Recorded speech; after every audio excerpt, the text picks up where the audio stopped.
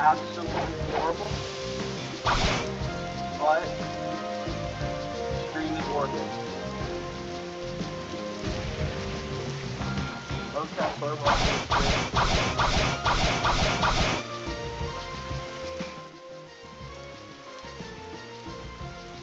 Okay. Today was your birthday? Happy birthday, dude. Thanks.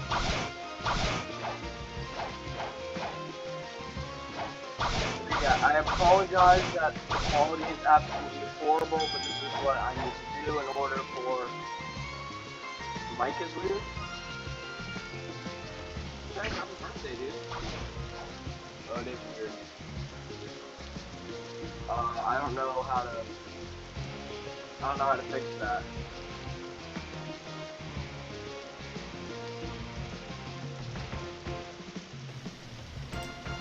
Is that better? I wonder if that's any better.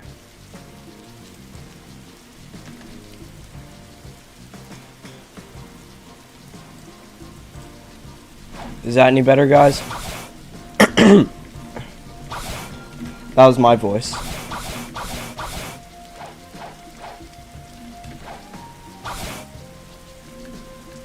That's better? Okay.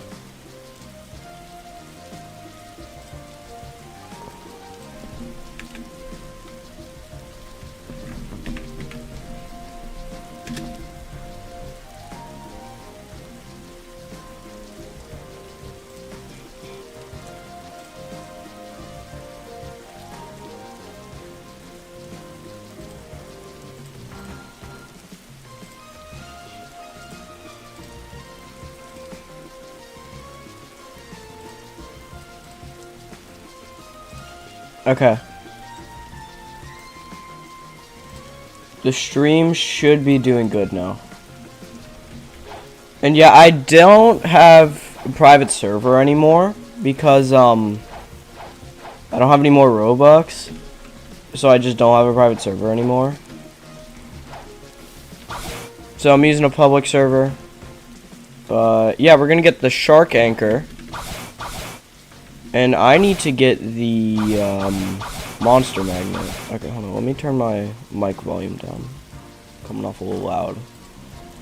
I need to get the monster magnet, and I don't know how to get that. So I gotta talk to the dude. He's gonna tell me what I need.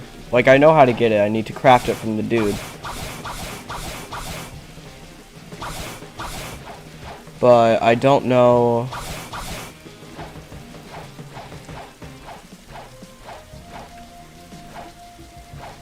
Yeah. Oh, a fruit. Chat, should I get the fruit? Ah, here we go. Shark Hunter. Craft. Monster Magnet. Oh, I just need 12 Fool's Gold. Okay. Hello, Shiver Me Timbers. Welcome to the server, I guess. Let's do... No, let's do Sentinel.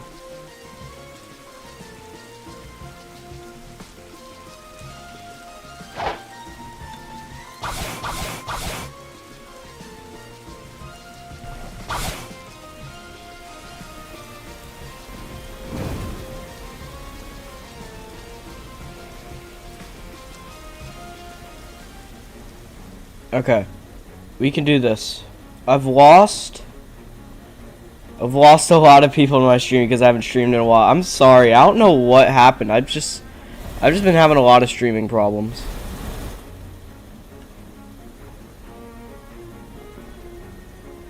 But in order to become the best player at this block game, I need to keep going. I do need to get Sanguine Art at some point, but that's gonna take a while to get.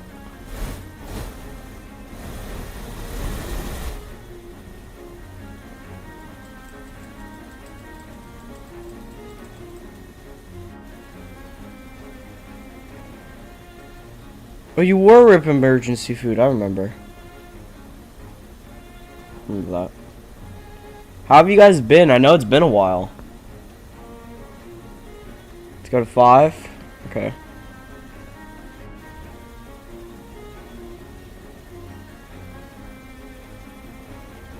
Oh no, that wasn't you, Ben.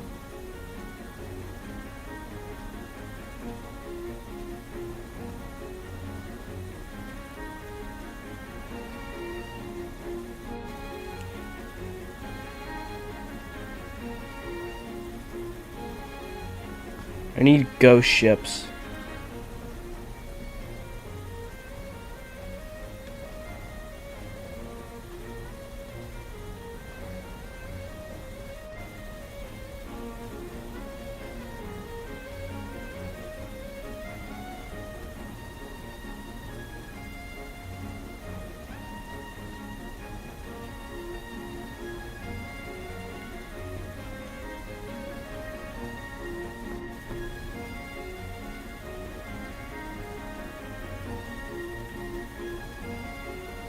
Where are the ghost ships, man? In fact, where are the sea events? Nothing has spawned yet.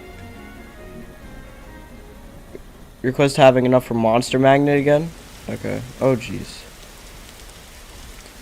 Oh, no.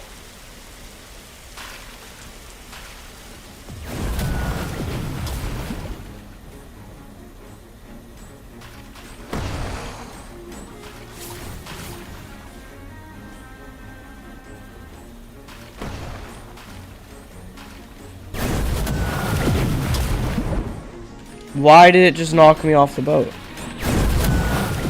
Oh gosh. Help. I'm literally stuck.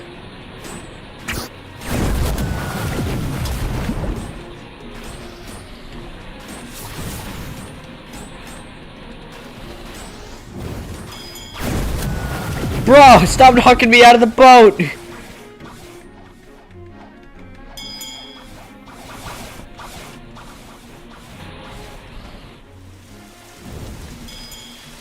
Well, there's no way we're gonna be able to win against a oh,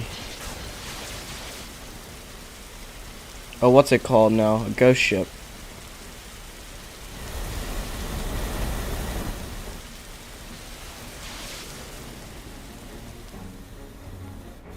Because the ships go away once they take out your ship, and my ship only has 46 health.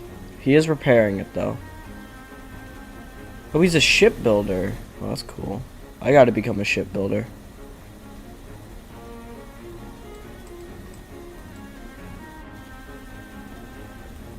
Build it up, break it down.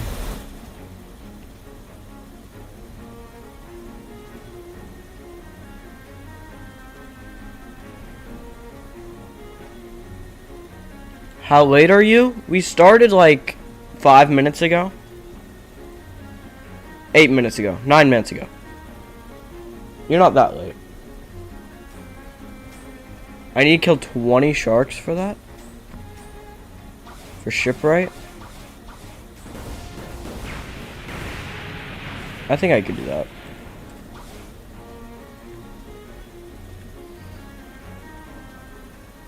Oh, we're at 6. Let's turn around. I didn't realize we were at 6.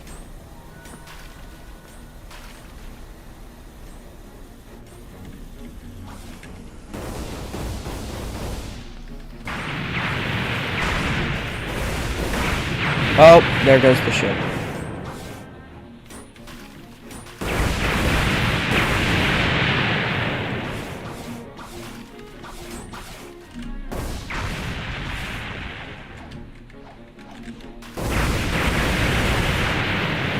I killed a shark.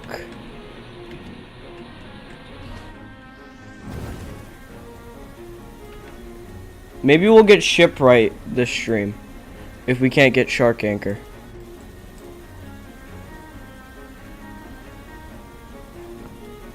Because so far we have not gotten any ghost ships.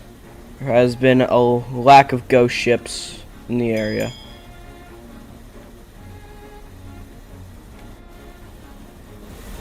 Stay in 5, got it.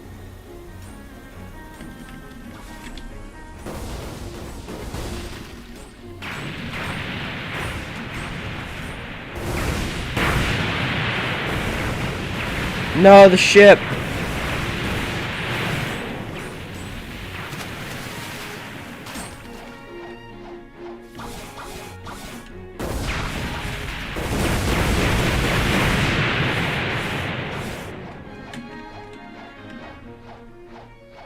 You died? Okay, I'm coming.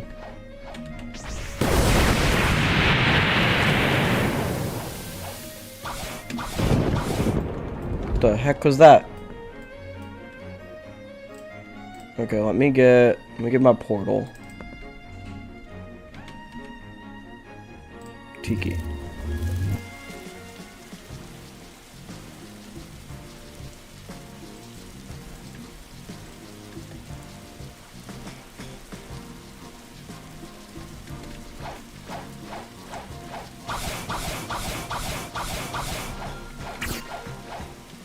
You're back. What's up, BNB?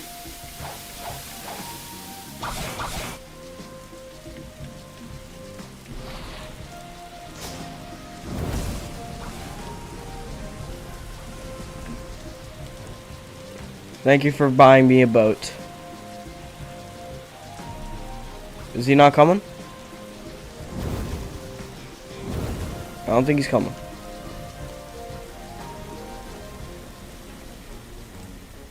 Got ally people, so I don't get ambushed and die. Let's find some ghost ships.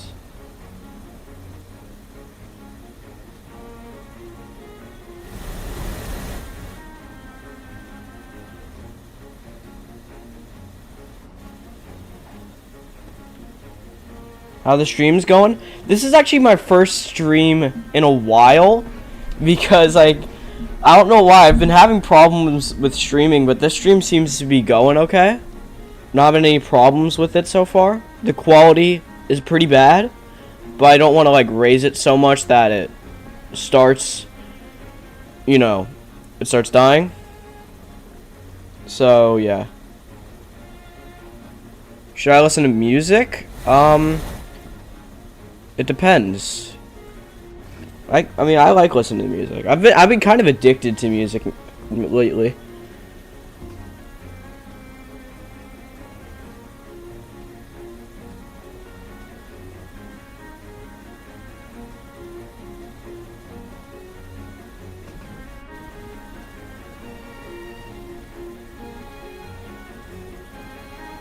But I think I'm gonna be streaming every weekend now because it seems to be working. You kind of left Blox Roots? Okay. Yeah, I needed a break. I need a break. I've been playing it for so long that I just need a break. Gosh, dang sharks. Oh, ghost ships. Those are way more important.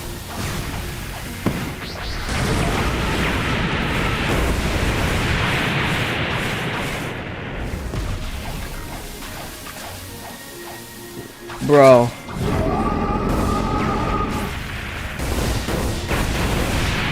That was just sad. We finally got ghost ships, and that was when the sharks came. So it took down the ship real quick.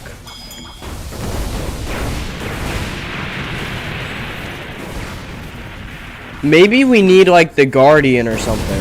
It's pretty slow, but it would probably get us. We should do a Souls RNG stream. I don't know what that is.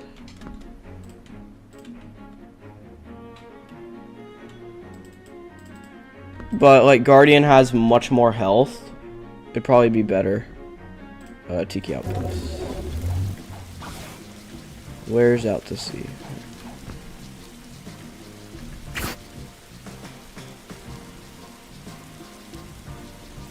You got Beast Hunter? That's good.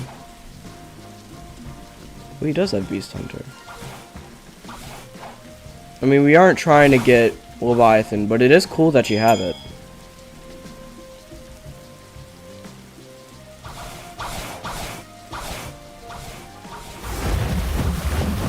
I got Guardian, I think. Yeah, Guardian's got much more health.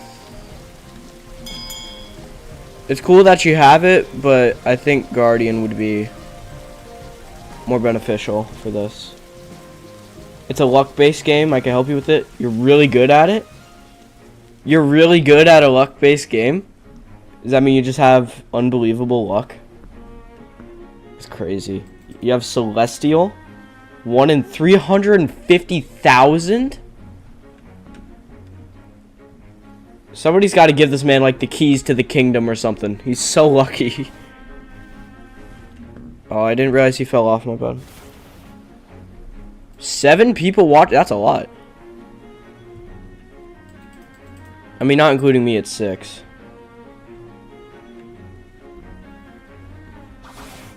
But, oh, jeez, he fell off again. How does he keep falling off? Sit down, man.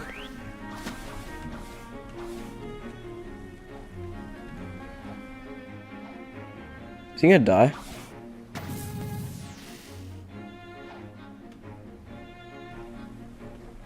Okay. We should be good. Oh, there's a bunch of sea beasts over there. Was that rumbling waters? My brother has a 1 in a— Ah! Ah! Jeez, sea beasts. Don't scare me like that. I've been playing too many horror games. Don't let him attack the boat. We need the boat.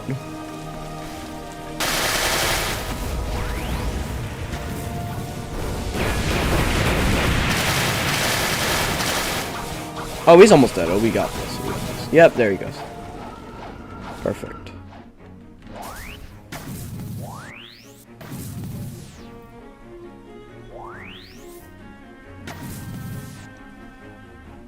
I don't really want to go over there. I'm gonna mute your stream real quick, BRB. Okay. That's fine.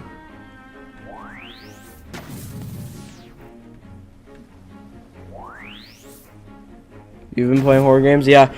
Poppy Playtime Chapter 3 kind of redeemed Poppy Playtime for me.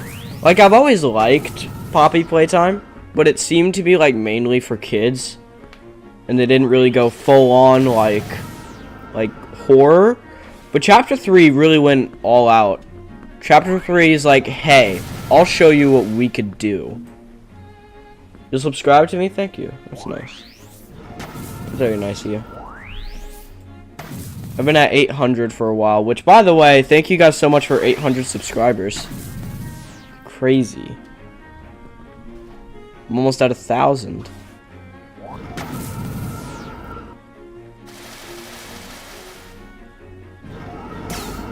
You subscribe to me? Thank you, thank you, thank you. I really appreciate it.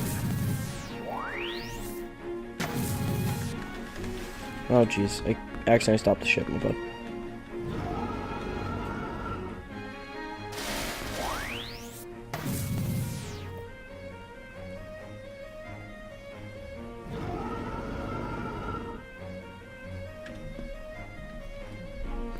Can we get some ghost ships up in here, por favor? You said a couple streams ago you'd do face reveal at 1K subs? Yeah. If I hit 1K subs, I'll do a face reveal.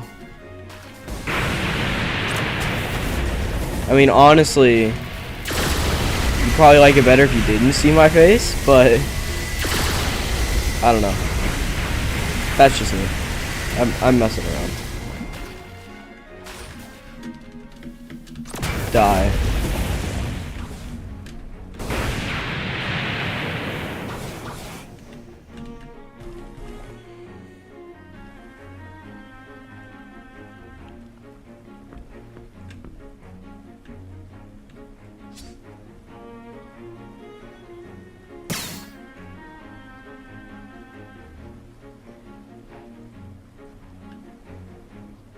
Come on, let's get some ghost ships in here.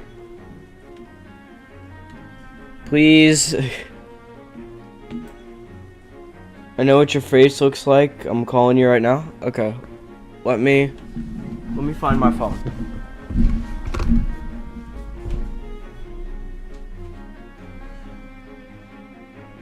Okay, I found my phone.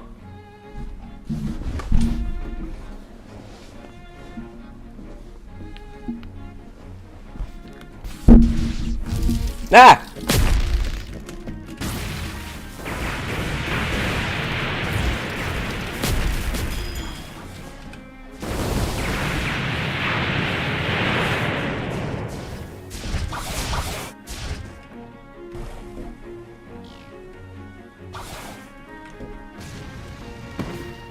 Those are just pirate ships.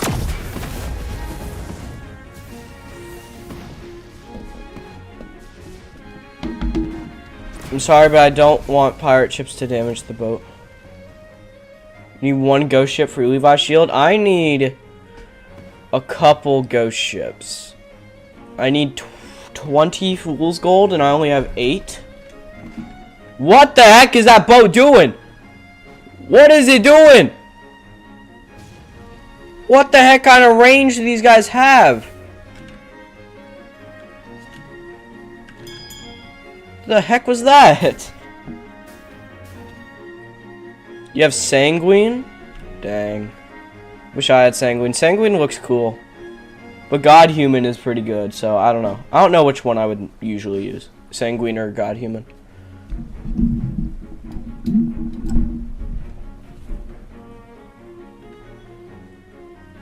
Guys, what do you think is gonna be the next big update? Like besides Winter Update Part 2, what do you think would be the next big update?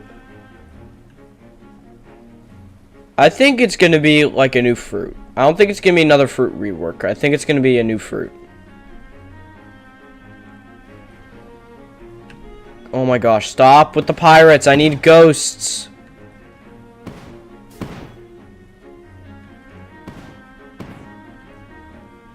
Fourth Sea? Ooh.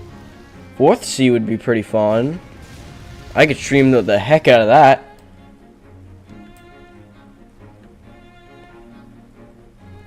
Hello, Freel's Reel? I think that's it. Is that how you pronounce it? I don't know. I don't know how to pronounce it. I just can't pronounce things in general. Oh, no, that's 6. A lot of people think it's be Fourth Sea. You think it's gonna be Dragon? I mean, like besides fruit reworks. Because, like, Dragon is gonna be a rework. More level cap.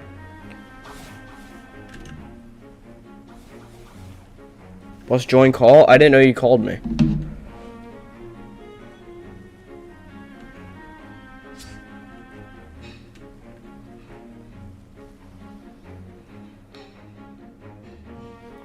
Hey, buddy.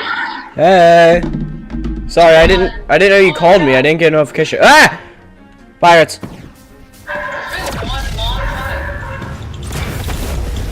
Is that your dog?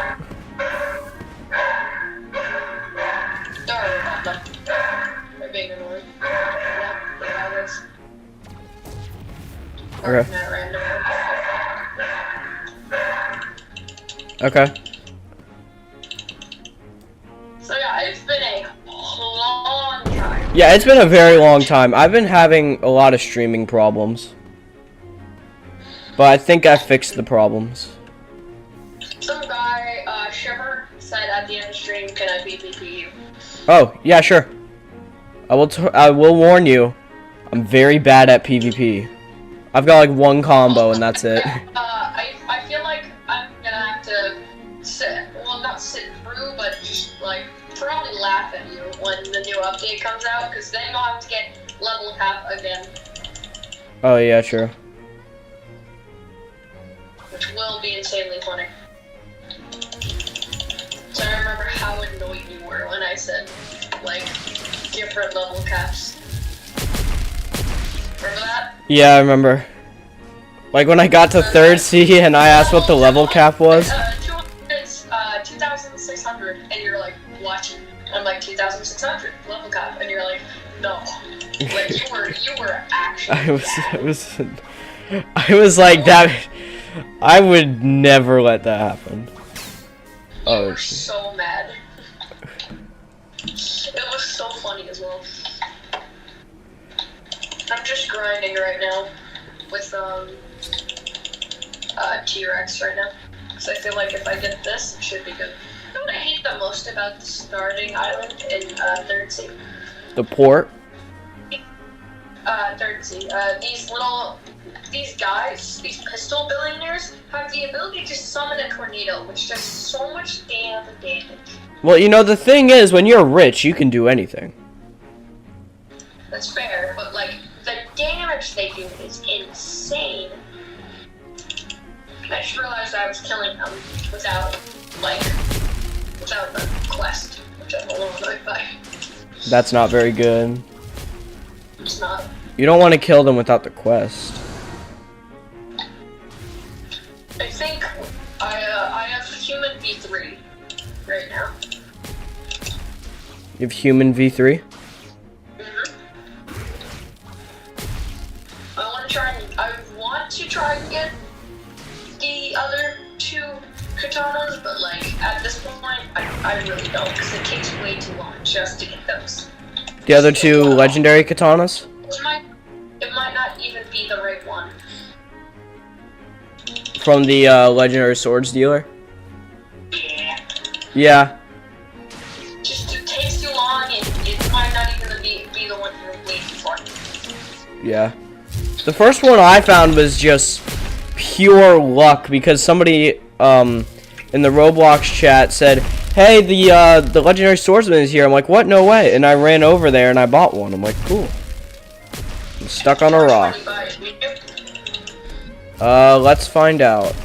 Items. The swords. Remember when you did that video called "This is the best fighting game"? And it was on Heavenly Scan, right? Is this the best fighting game? Yeah. Yeah. You know there's a rework, right? What do you mean a rework? There's a reworked version of the game. Oh, there is? Yeah. Oh, that's cool. I gotta play that eventually. I played a bunch because I just like to the main expansion. It's just the fun. It's just really fun. Or you just annoy people by kicking them into like the air with Gojo. Oh my god, I hate that little tornado ability. It is insanely difficult. I feel like I want to try and get Ghoul, like the Ghoul race, you know? Yeah, I haven't gotten Ghoul Race yet. I'm not lucky enough to get the torch. Which is saying something, because I've been pretty lucky. It literally is Mega, which if you had watched the anime that I'm talking about, you would get it. I'm currently watching One Piece right now, but that's the only anime. Watch a bit of Jujutsu Kaisen. Jujutsu Kaisen? Okay. Yeah, Jujutsu Kaisen is a really good anime, plus it's very, very good, just in general. Okay.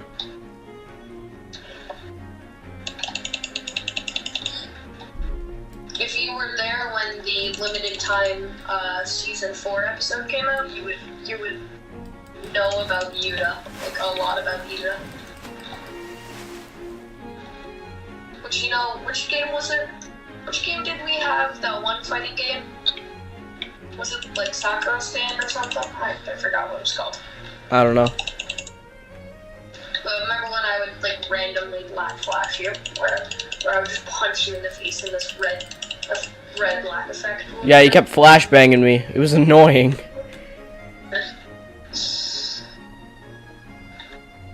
Randomly yesterday, my power cut out. Wow. Weird. I think a telephone pole got hit or something. Not the power. How will you play Roblox now?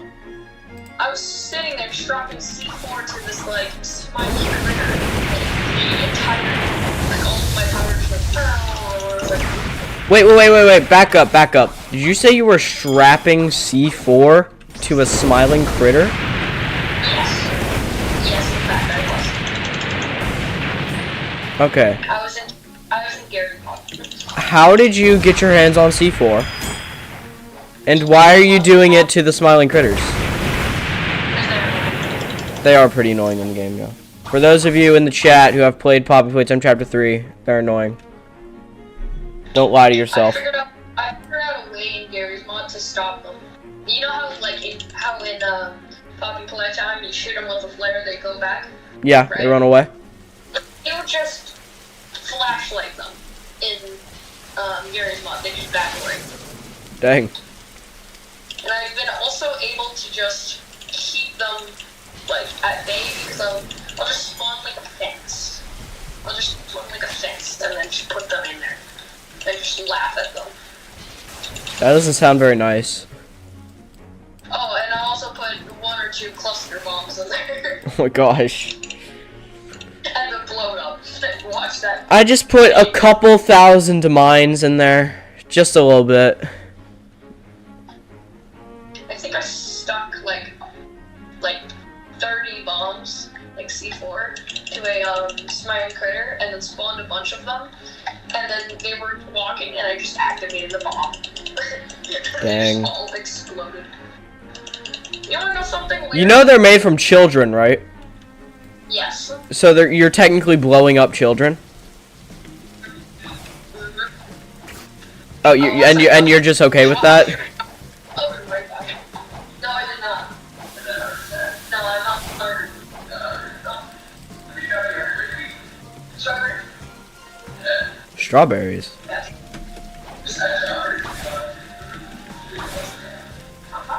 Do you have sanguine? No, I don't. Welcome to the stream, Eternalists. I'm surprised it took that long, and the first thing I see is getting shark anchor, and I'm like, where's the part 2? Where's the part 2 of sanguine art? I was so surprised, like, huh. And I was laying down on the couch, like, and I just see shark anchor. I'm like, oh. Why are they okay with strapping C4 to children? Somebody just said, why are they okay with strapping C4 to children? I'm not. I don't support that. Here's why. Here's why. Because I can. That's not a good answer. That's not healthy. It's a great answer, and you can't. Who's gonna stop you? Who's gonna stop you?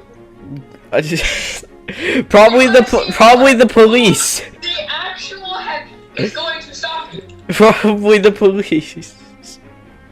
I just strap C4 to that and children. What are you? What are they gonna do? They can't do nothing. I'm the one with the C4 here. Chat, help me. No, not even chat can help you now. No, not the power of chat. What have you done to chat? I've strapped bombs to them. Why do you keep strapping bombs to people? Oh my gosh, this stream is gonna be taken down.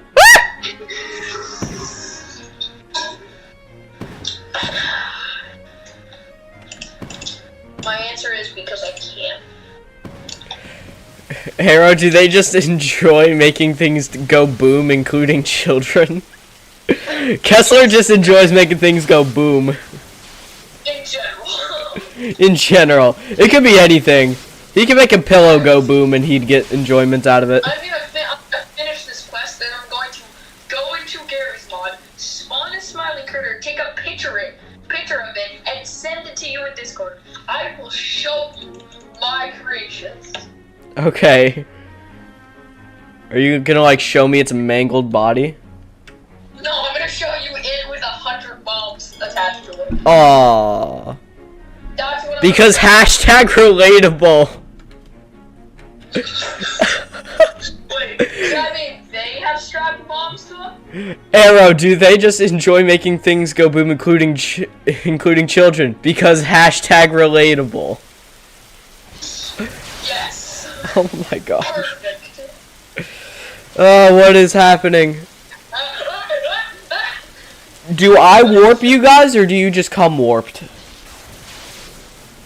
No, I make everyone die.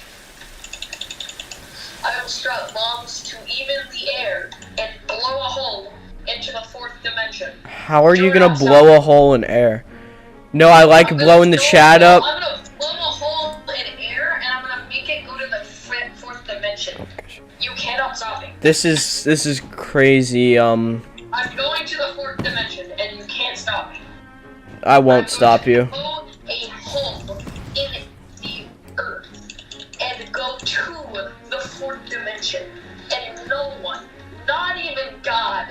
couldn't stop me. I feel like God could stop you. God would try and stop me. But I have 4 bombs. God. I'm sorry if this is offensive to anyone. But I will still do it. I will go to the 4th dimension and see what's there. What if God's there? Then I will dack God up, saying, "What's up, my brother?" and then leave the 4th dimension. You're gonna dab him up, what's up, God, and then leave? What's up, God? Heavenly dab. Like, this is the first time anybody has seen God in real life, and you're gonna dab him up, say what's up, and then leave. Oh, what up, God? What's up, God? How you doing? All you hear from, like, Earth is just the dap noise. Like, a very, very, like, clean dap. Just, like, amazing. I'm trying to kill these pistol billionaires, and this man and my buddy over here is like you telling me that the love fruit is OP. I'm just sitting there in the corner creepily saying hello. What the heck, dude? Why are you doing this? I'm with them with 50 C4s. Why do you have 50? No, nobody's checking you for like ID or anything?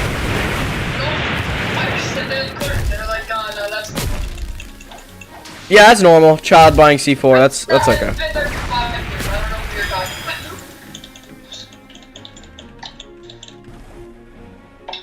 Maybe I should get the magma fruit. It seems like it would be worth of my time.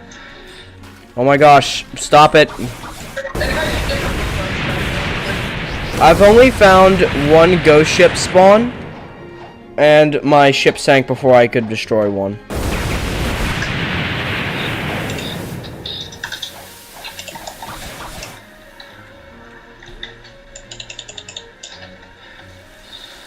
This is like the 3rd rough seat. OMG Arrow, long time no see. Hello Nathan. Welcome to the stream. I am back. So that'll stop the bomb in those children now. What's his name? Nathan? Nathan. Is that what you're talking about? Nathan. Like Nathan without the H. Nathan. Nathan, I'm gonna go strap some bombs. Stop! Stop strapping bombs to my chat! Akafee, hello, welcome to the stream. Me saying, I'm gonna strap bombs to children. Arrows, stop strapping bombs! I just freaked out because I said I'm gonna strap bombs to children. Like, you've been talking about strapping bombs to things, and I've been telling you to stop for literally the past, like, 20 minutes. Yeah, fair. Now you are going, I'm gonna do it, and I'm gonna show you.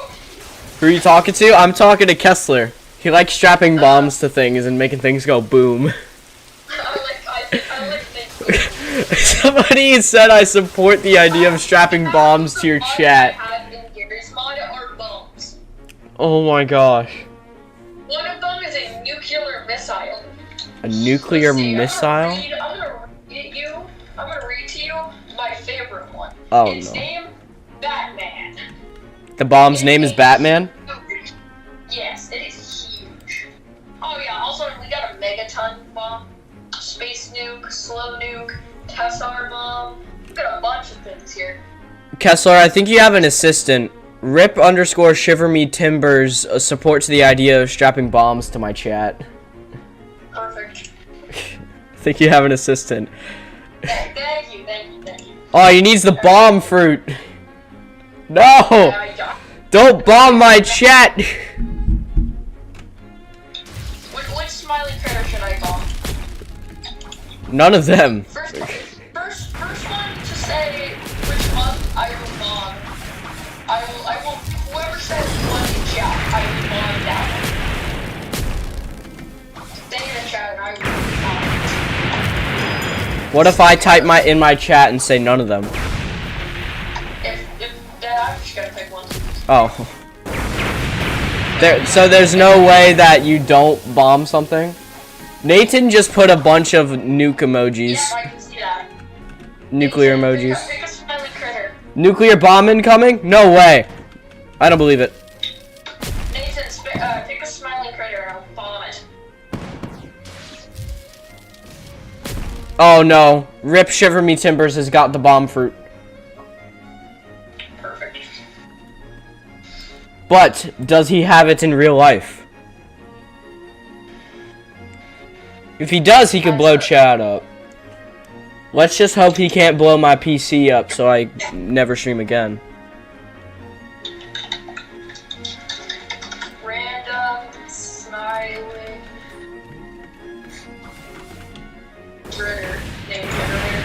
Random smiling critter. Just get like a wheel and put their names in it. Guys, I'm nuking chat. No, Nathan, don't do it. Okay, the first one I see that is, the first one I saw was Catnap, so Catnap's getting bombed. Don't nuke chat. Chat's got too much to live for. I'm not gonna nuke chat, I'm nuking, Catnap. No, Nathan's gonna nuke chat. Yo, do that. Akify, stop him! Akify, I don't know how to pronounce it, I apologize. I can't pronounce anything these days. Okay, I know how to stop him. Slash ban. I'm kidding. I'm not gonna ban him. I can't ban people. Alright, here we go. How did we start talking about bomb and stuff? Kessler. Yeah, Kessler's playing a game where he's bombing stuff, and I said that the smiling critters are made out of children. You know that, right? He's like, yeah.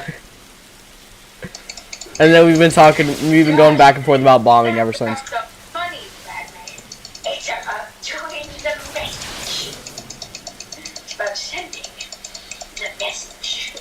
Does anybody have a song request? That's not copyrighted. Shoot. I think actually the one that I was thinking of ain't that bad. Ain't that bad? If you find like the actual version that was made, then yes, it is bad. But if you find the cover of it, it's much better.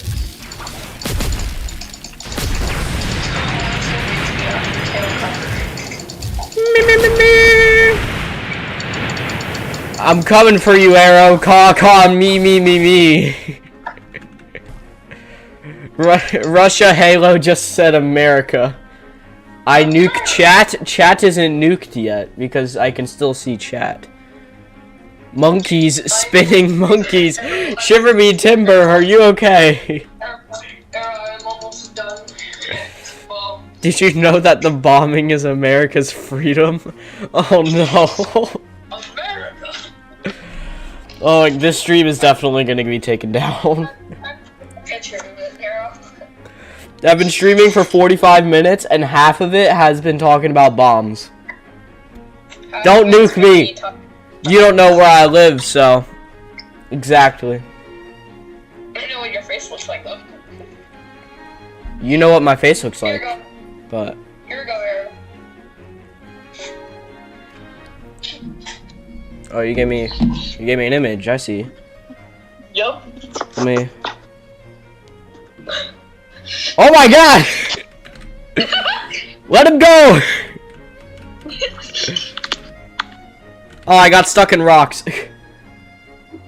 I am out of the rocks. But I know where Chad is. Oh no, he does know where Chad is! No! Chat, hide! Look at the other image. I can't, I'm fighting a ghost ship. All it says is the death message of all of them. Catnap has been blown up. I clicked the button. What other buttons do I have? Oh, perfect. Doors crucifix. My stream is dying. I just crucifixed a little. What other things do I have? Like I can search up some add-ons.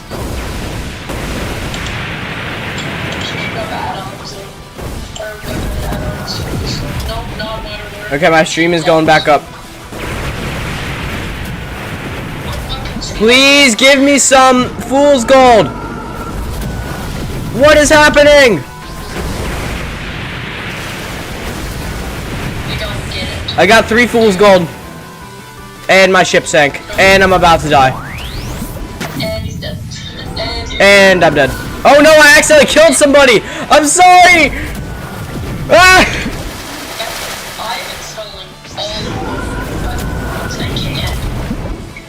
I'm installing all I'm flying up. I'm just flying up. Okay, I'll look at the picture now.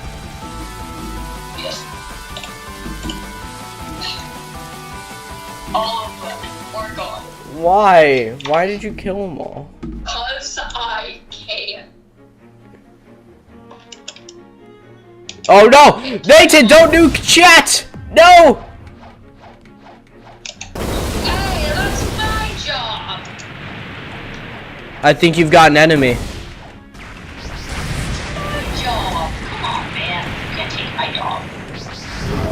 I know how to kill terror sharks solo.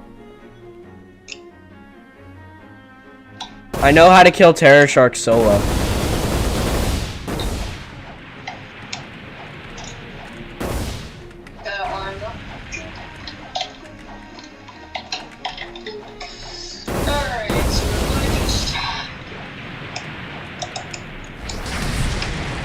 No, it's my job! You've got an enemy. You got an enemy, Kessler.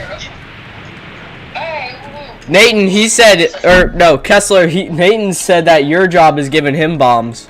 That's actually a fair thing. I'm actually his, Bomb supply, you're a supplier? Oh gosh. So, you wanna look at that picture I sent you? Okay, well give me a sec, I'm fighting Terror Shark. And I know how to do it solo. What I do is I use magma and I just fly in the air to recharge my stuff without getting hit.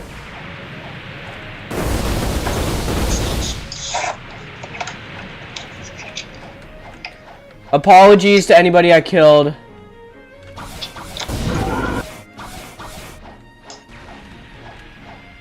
Hello, I just joined the stream. Hello, Cosmic, welcome to the stream. Yo, got lucky, I gotta go. Okay, goodbye, Nathan. Hope you enjoy the stream, and please don't bomb chat. PvP, bro? I can't right now, I'm doing something. But after I do this, then I'll PvP. Oh, you could, after you do that, you have to I will warn you, I am very bad at PvP. Where is the Terror Shark? The picture that I sent you, I gotta tell you after what had just happened. Okay, the Terror Shark like disappeared, so let me. How'd you die? Did you put catnap on nukes and sent them straight to you? Yeah, also you wanna know something? What? He survived all of those. How did he survive those? Not No, you noob. I was saying that. I am a noob. I'm very bad at PvP. 500-pound explosive. I'm shooting at it. When you die, can you have my bounty back? Yeah, you can have your bounty back. Is he dead? How are you still alive? I've shot you with like 5 different bombs. Know what I'm doing? Hello, Samantha. Welcome to the stream. I have gotten my mission accomplished. I got a couple fool's gold. How much fool's gold do I have? I have 14. I need 6 more to craft a monster magnet. Oh, hi. Hi, Loaf. My cat has made an appearance on stream. Hello, Loaf. Bro, I not got it. Oh, no. He baited me. Nathan baited me. Let me portal back to, yeah, I'm portaling back to Tiki Outpost so you can kill me. Arrow, I'm sick of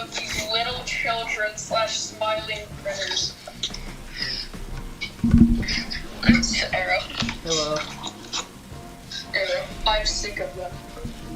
You mean you're sick of them? That is the caption of the photo I just sent you. I am sick of them. You saw it? I can't believe you did that. Time to shoot it! Good luck on getting shark anchor, thank you. Yeah, you can kill me.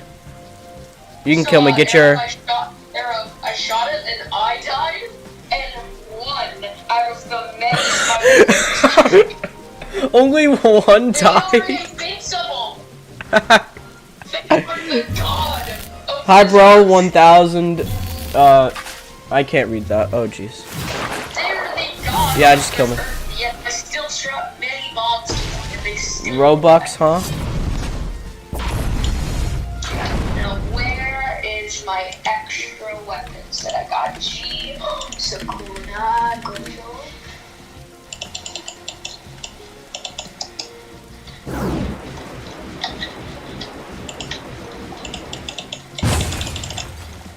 Ah! Help!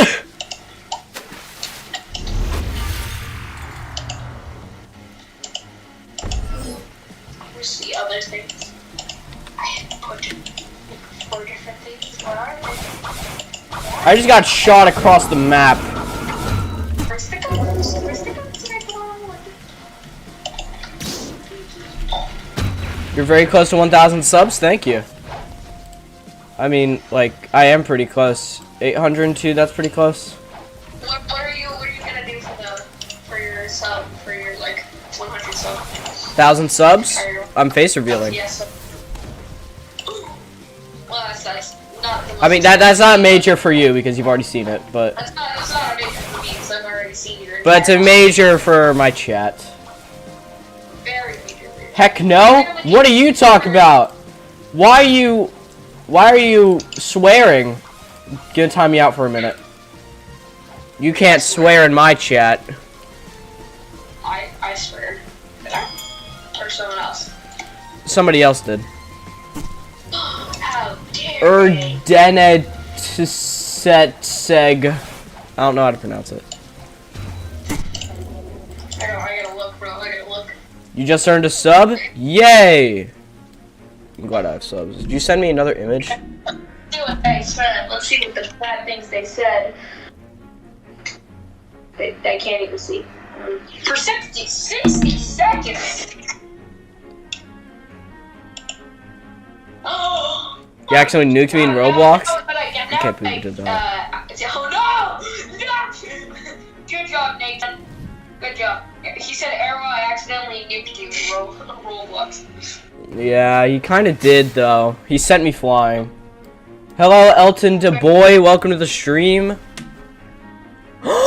Shiver Me Timbers said swear word. How dare they say that word, though? Welcome back. Did you enjoy your time out? Don't swear again. Swear again and it's 5.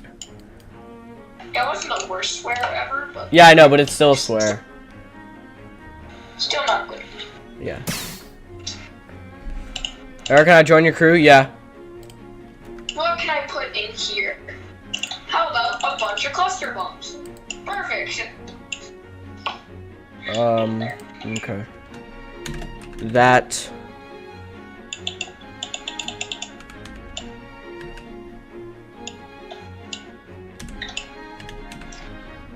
I don't Okay, make I invited the you. danger, I am the danger.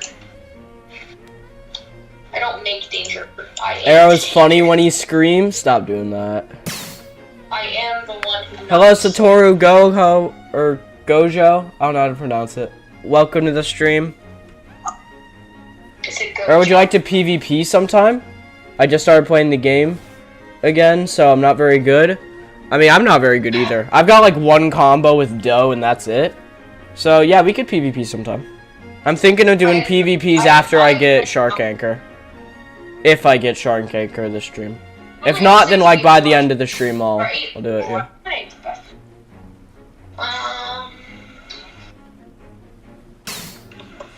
Okay.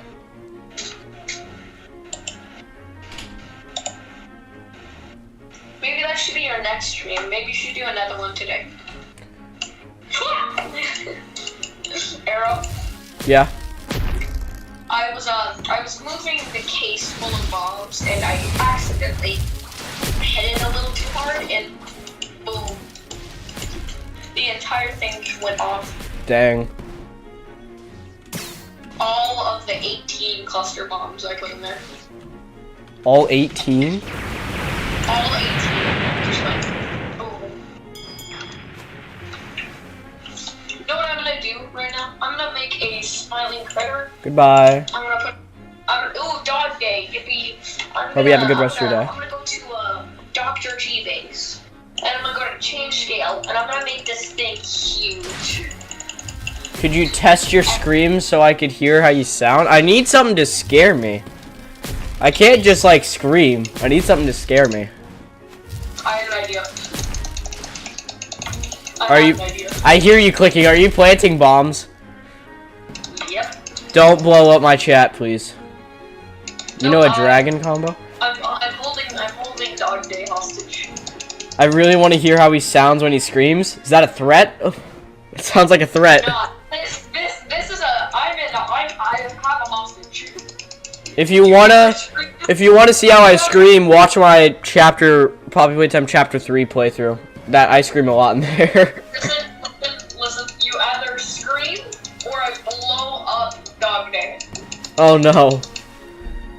My one weakness. I'm gonna send you a picture of what I've created. Of Dog Day. This is what's gonna happen if you do not, do not scream right now. Okay? This is what's gonna happen, okay? This is what's gonna happen. This will happen to Dog Day, unless you scream. Ah! Okay. Scream. I'll scream. Do it. Oh wait, I need those! I wasn't paying attention, I need those! Okay, 3, 2, 1. Ah! That wasn't like my scream like a little girl scream, but that was like my Sometimes he has a girl scream like You want me to do my girl scream? yes.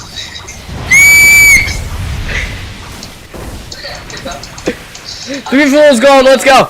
If this one gives me 3 fool's gold, I can get the I'm still blowing up the child. What? I did it. You double crossed me! And after I female screamed. Oh my gosh, is that enough? Not good enough. Where's my fool's gold? That's enough! That's enough! Okay. We can get out of the ocean for now. We can get out of the ocean for a little bit. I'm gonna like share my I'm just gonna show you like a little picture of my screen stream right now. So you see those, Arrow? You see those? Okay, hold on. There are so many people. Okay, can you let me catch up on messages in the chat real quick? Yes. Can I join? I need Shark Anchor. Yeah, you can join if you want. Arrow, can you add me so we can PvP? Yeah, my username is not Arrow Ender. The A in Arrow is capitalized and the first E in Ender is capitalized. If you want, Arrow, I can try and get my screen. I can try and get my servers back up. No, it's okay. I kind of like public servers. Okay, I have gotten the monster magnet. So Eat Rocket right now and defeat Terror Shark? No. I'm not gonna eat Rocket. Because I have permanent Rocket! I have permanent almost everything. Yeah, I'm kidding. I'm not gonna use Rocket to defeat a Terror Shark. That's a really bad idea. Arrow, do you see him? Hold on. Let me equip Magma again. Sorry, there's a lot of things going on. I gotta get used to multitasking again. Let's count the bombs that we have here. 1, 2. Oh, 3, jeez. 4. At least it's 5, Monster Catnap. 7, 8. At least it's Monster Catnap. Okay, so I need to beat a Terror Shark, right? Is it guaranteed? Or is it like a chance to have it? But like now it can spawn. Alright.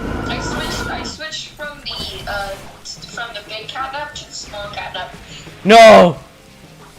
You wanna watch him disintegrate? I'm not gonna watch him disintegrate. Goodbye, little one. Beep. Because the monster catnap is just like, you know, he's always trying to kill us. It's bad. But My entire screen is just white. It's just got to my health, my health, it's a chance to get it, but it will spawn? Okay. So I need a Terror Shark, and I need to hope that it drops it. Is there like any visual indication of when it has it, or is it just a chance? I dare Arrow Ender to let me nuke chat. I'm not. No, I'm a coward. I'm not gonna let you nuke chat. It spawns with a alert of your monster magnet working. It will work. Okay. Arrow, so they got a little mad because I bombed half of them. So Has a shark anchor on its tail. Okay. They raised the army, and I do not believe they like me. Are you dying? Are the children killing you? If you want to look at the, oh my god, that's so many. Oh look. Oh my god! Where's my bombs? Oh, perfect. I can use one bomb.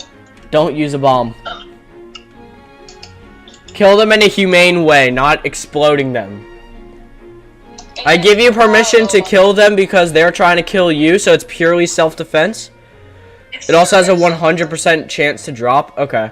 So every Terror Shark has a chance for the monster magnet to be used, and when the monster magnet is used, if you kill the Terror Shark, it's 100%. Okay. Why'd you nuke chat? I'm gonna do the most rational way with this. So we grab a cluster, and then we just eat. Exploding them is a humane way, apparently. They all survive. Oh, he said JK. He said JK. Don't. 100 cluster bombs. Take this, little ones. I am going to get Shark Anchor. I finally have the monster magnet. I just need to kill a thing. Is that all you need? You should kill a shark. Terror Shark, but he has to have it. Like, it has to be the monster magnet that spawns it. Just a random YouTube user, welcome! I'm back! What's up, NKYM Gaming Channel 2? Welcome back! Someone is in trouble? Who's in trouble? Is it me? Am I in trouble? Or is somebody in chat in trouble? Oh! Can you join? Yes. Yes, you can join. I am in a public server because I ran out of Robux. Timed out for swear. He swore? I need to be more on top. I didn't know he swore. I need to be more on top of that. What? What just happened? What the heck was that? Ah! Me exploding a bunch of these smiley critters. My boat just disappeared. What just happened? You're finally in 3rd C? Nice. Good for you, man. You can do a lot in 3rd C. You're level 17, 15? Arrow, I really don't like catnap, so, oh, shoot. Stop exploding children. No. That feels so weird to say to you. No, I shouldn't. Oh, He said the F word? Who said the F word? Come on, guys. Okay. Timed out for 10 minutes? Yeah. Okay, I ain't ban him. The Sea Beast. Apparently we're fighting the Sea Beast. Ah, oh my gosh! I just got flinged so far. So, we have an unexpected visitor today. Ah! Oh my gosh, oh god! I'm gonna die. Whenever I use a magma move, I get, like, sent flying. Help! That's the usual. No, but, like, I get sent flying. Like, look at the stream real quick. I get sent flying. Ah! So I get eaten. I think I Magma's pretty good for sea events, like sea beasts and stuff. Oh gosh, I'm dead. I died. Well, that guy's unlucky that a random YouTube user appeared.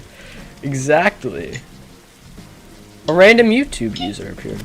Oh gosh! I still got sent flying. Okay. So Aaron, we got an unexpected visitor today. Who is it? We got Poppy. We got Poppy today.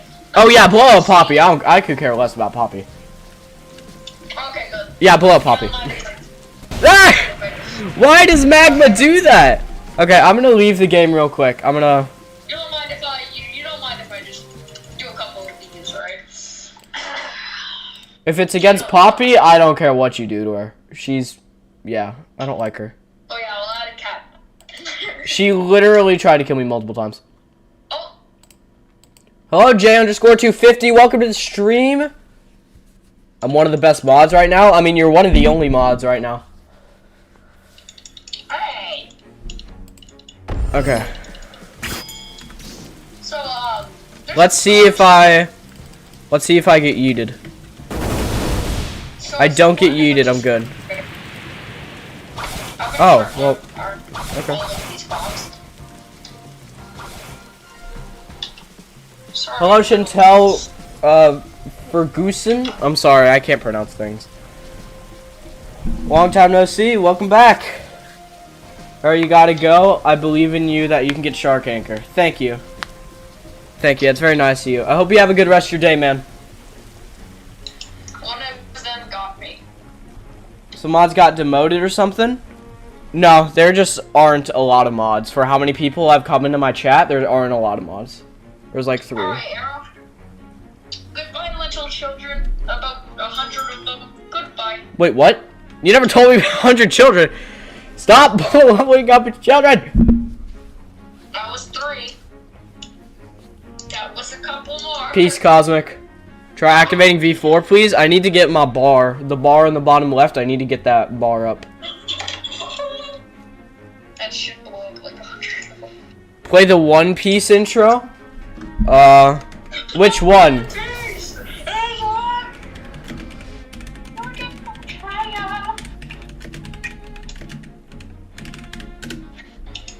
How many smiling critters do I have to blow up with all these bombs?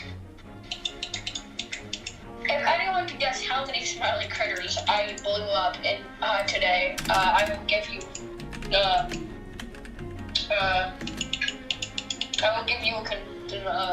Why am I being attacked? I'll give you a piece of the bomb that I blew up.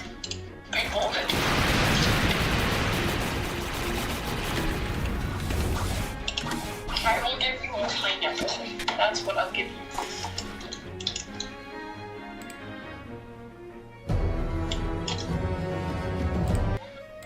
I don't know. I don't know what music you want. Why'd you get attacked, huh? Why'd you get attacked? I don't know. I just got attacked. No matter how far I stay away from them, they don't. How many are you left? So most of them are lazy. I mean, lazy is kind of a strong word. Earl, I have been waiting for T-Rex to come in stock, but it will not come in stock. Yeah, I've been waiting for that too. I've had enough of these little things. I'm going to shoot them with the toilet launcher, which one-shots them. Do you have Kitsune? Yes, I have Perm Kitsune.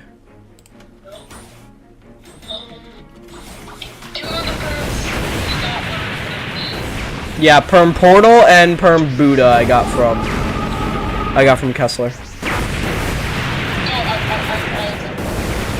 Which were like the most. Oh geez, I just got sent into a portal. Which were the most that you were like freaking out at the time I queued them to you. Wasn't it like close to Christmas, correct? Yeah, it was pretty close to Christmas because that was when. Yeah, because that was my stream when I was getting to the second seat. Kitsune was in stock this morning. Man, when is this morning? You were in second seat. I was in first. Arrow, how many Robux do you have? I have 6. Is that enough? Damn, he has more than me. I can prove it to you right now. I can prove it to you right now. Hold on. Let me just. Dang it. You only have a little more than me. You have one more than me. I have one more than you. I'll prove it to you right now. You have Boom. 6. 6. Let me see. I just gotta go through to the chat. I'm broke. Broke, I tells ya. Someone's hitting you with a dull. Back got a bit of time? Okay. What if? Why are sharks trying to kill me?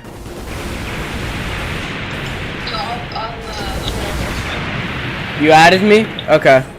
Just give me a sec, not a sheck. Give me a sec to fight these sharks. Schnick. Remember to add me? I did add you. At least I think I did. Your Roblox was just Cosmic, right? If your display name was Cosmic, then yeah, I did. 850 people. How many bones would be left? Do you have Shark Anchor? No, I am currently hunting for a Terror Shark that will have a Shark Anchor. At least I hope it will. Can you please add me? Yeah, let me. You gotta send me a friend request. My username is not Arrow Ender. Like, just take my YouTube name and put not in front of it. No caps on not.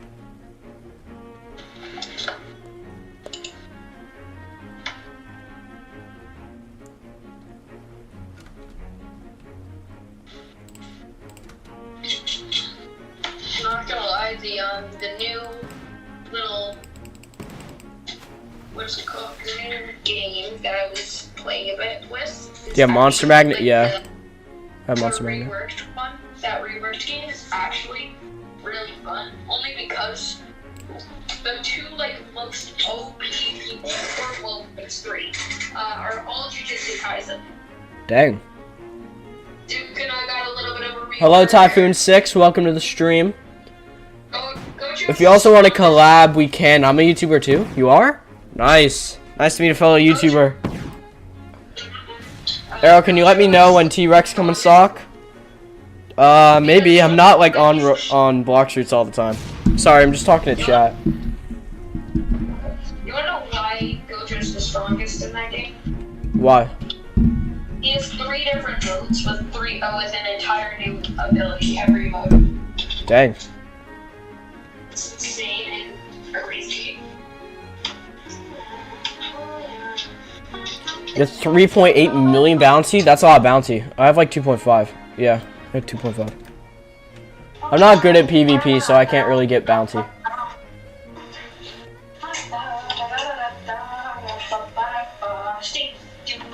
I'm gonna need like a training montage. I'm gonna need a training stream with people just training me to be good at PvP. Arrow, I'm behind your ship. Where? Hey. You need we need the entire stream. Okay. Well, for the first bit of the stream, you need to just introduce it, and then for the rest of the stream, you know that I don't know what the song's called, but you know that weird meme where it's this guy just punching someone with abs. It's like no. I don't remember what the song is or what the game was. It was called Jack or something. The guy who was punching was like Jack. I don't remember. I just have a training montage music would be perfect.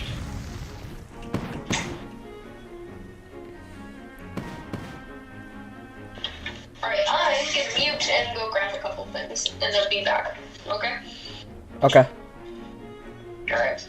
I think Cosmic Snowsuit video is 1.5 thousand views. That's a lot of views.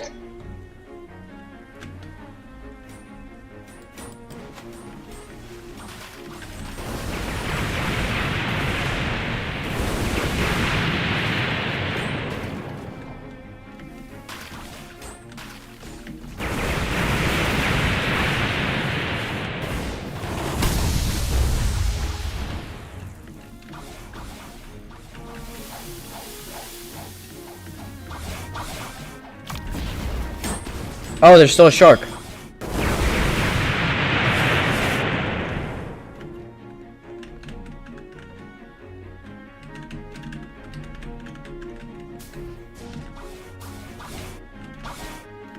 Why can't I drive it? There. My favorite thing is a mod is checking people's channels every time. Or anytime. Okay. I can't see username? That's weird. Like, it's Arrow Ender. Like, it's not Arrow Ender. My username is not Arrow Ender. I was like, I didn't see you on my friends list. Because it said you weren't playing, but I thought you were, so I just searched it up. I was like, Arrow Ender, and I was like, these aren't Arrow. And then I realized it's not Arrow Ender. Yeah, honestly, I tried to log into my account yesterday, and I forgot that my username is not Arrow Ender. I was just typing Arrow Ender. I'm like, why isn't my password working? How long did it take? It took me like 5 minutes to realize. I'm. Do you think we can stream Poppy Playtime forever at some point? At some point, yeah, we could do that. Maybe we could do it next weekend. I am currently getting blown up right now. Oh, Wolf has made another appearance. Okay. After we do that, whatever it is, Anchor, can we do a awaken a couple things? Can we like awaken secrets? Or can you help me at least awaken a friend? Okay. By the way, Arrow, are you ever gonna use Twitch? I don't know. I've never really been a big fan of Twitch. I don't know why. Most people on Twitch are. Plus, Twitch is much more harder than. Much more harder? What kind of English are you using? Much more harder. You can. Oh my gosh! Are you kidding me? What happened? We just found Mirage Island.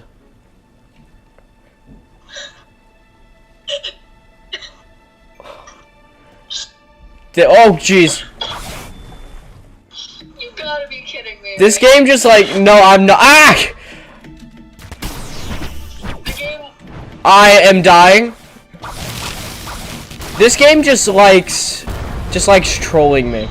I feel like the devs are out to get me. Oh, I'm not gonna be an event island a while. I'm never gonna have to find Mirage Island again. Finds Mirage Island 3 times in the same stream.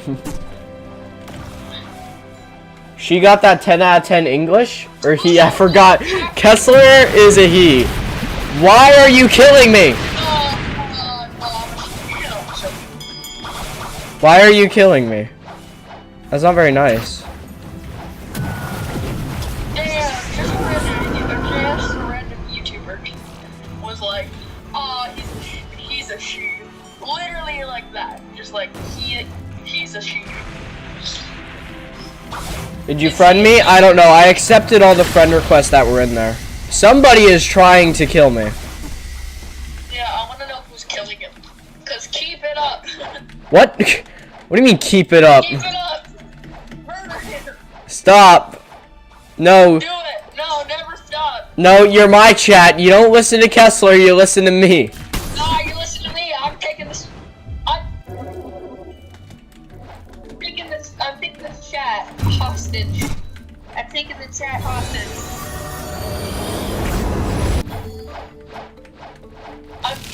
This chat is now my hostage.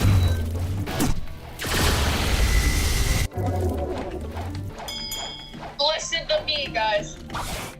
I'm taking this chat hostage. I'm crazy, ladies and gents. I'm crazy. No, you ain't. You're insane. You're not crazy. Dude, I am literally so good at dodging this guy. Your chat is mine. Ha! I'm the god of running away.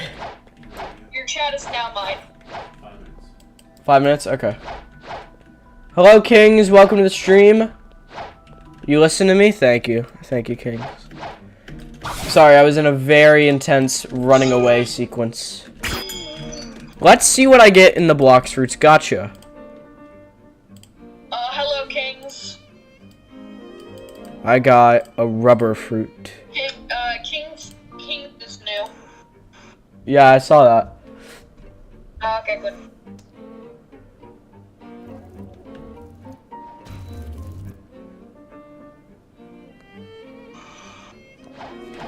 When are you gonna get in the Blox fruits? Gotcha. You're not safe. Somebody just followed me here and said I'm not safe. You got a rubber fruit for your little witch? I got rubber fruit, yeah. I wonder Can if you gift me? one- If you want anything that's 6 Robux, I can give it to you. You have Pale Scarf? Yeah, I got Pale Scarf. Oh, I thought I had it on, but I don't. How do you get Hollow Scythe? I want to know this. Hollow Scythe? You have to, okay, so with the what's his name? Like the guy you give the bones to, if you get a random surprise, it's like a 0.5% chance or something like that. But you can get something called a Hollow Essence. If you put it into like the fire pit that's near there, it spawns a boss, and that boss has like a 15% chance to drop it, or something like that. I already friended you. Then I must have accepted already, unless you friended the wrong person. But you don't want to accept? I can show you my screen right now. I don't have any friend requests. The guy called Gojo Satoru just said, "I'll get you." Hello, Russia Halo. Every time I see his name, I think he says Russian Halo. I think it says Russian Halo, but it's just Russia Halo. Check your ally. Both is on. Oh, I see it. I see The it. arrow ally. My bad. Sorry. I just want Fruit Notifier. That's like the most expensive game pass. What's the Guardian like? What does it look like? Ooh, that's Arrow, yes, J_250. Oh, you've killed Darkbeard 5 times. Am I being attacked? I'm being attacked. No!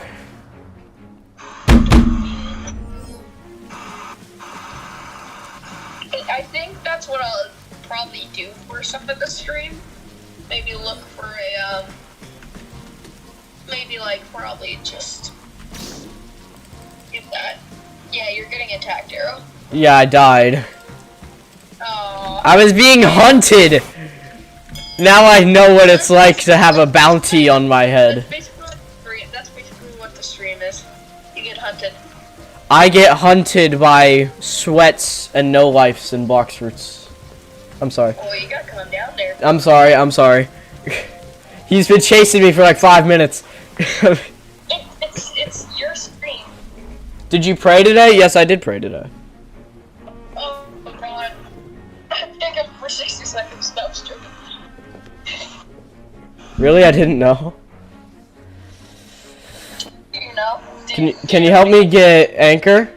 I don't know. Can I? Can you give me perm po- I have 6 Robux. 6. I can't get anything in this game.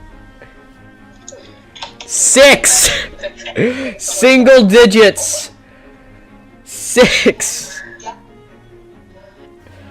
The funny thing is, some people come into my chat and ask me to gift them stuff, and I have 6 Robux, so I just can't.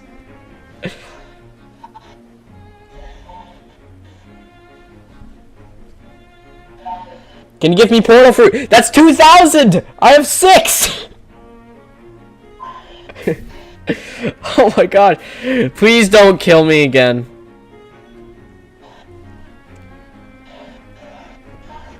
Then add me, Baroki? Wow. Wow. Yeah, I see the kitsune, I see him. He's hunting you. Yeah? Oh, shoot. Okay. I gotta go, guys, so what I'm gonna do, I'm gonna go to Turtle Mansion so that I can't get hunted. I'm gonna... You should put like do you have like an AFK screen that you can put on? No, I usually just play a YouTube video. What's a 2-hour long, or like hour and a half long YouTube video that you guys want to watch? Arrow, can you gift me your mom? No. I don't think his mom is worth $5. My mom is not worth $5. Oh! YouTube user just deleted it. Sorry, had a bad day. It's okay, but don't let your day be ruined now. Like, it's only 11:30 in the morning. What's a YouTube video? Just do better. What's a 2-hour long YouTube video you guys want to watch? Do a Darman. Do a Darman? Or a Darman or Matt Pat. Darman or Matt Pat? Okay, let's find a series of theories. Like, let's find a playlist. My scariest episodes. We'll do those. Guess I control the stream. I'm coming. I'm curious. Are you sure? Because Yeah. everybody's like in the car. Just give me a sec. You're still fine. Give me like 1 sec.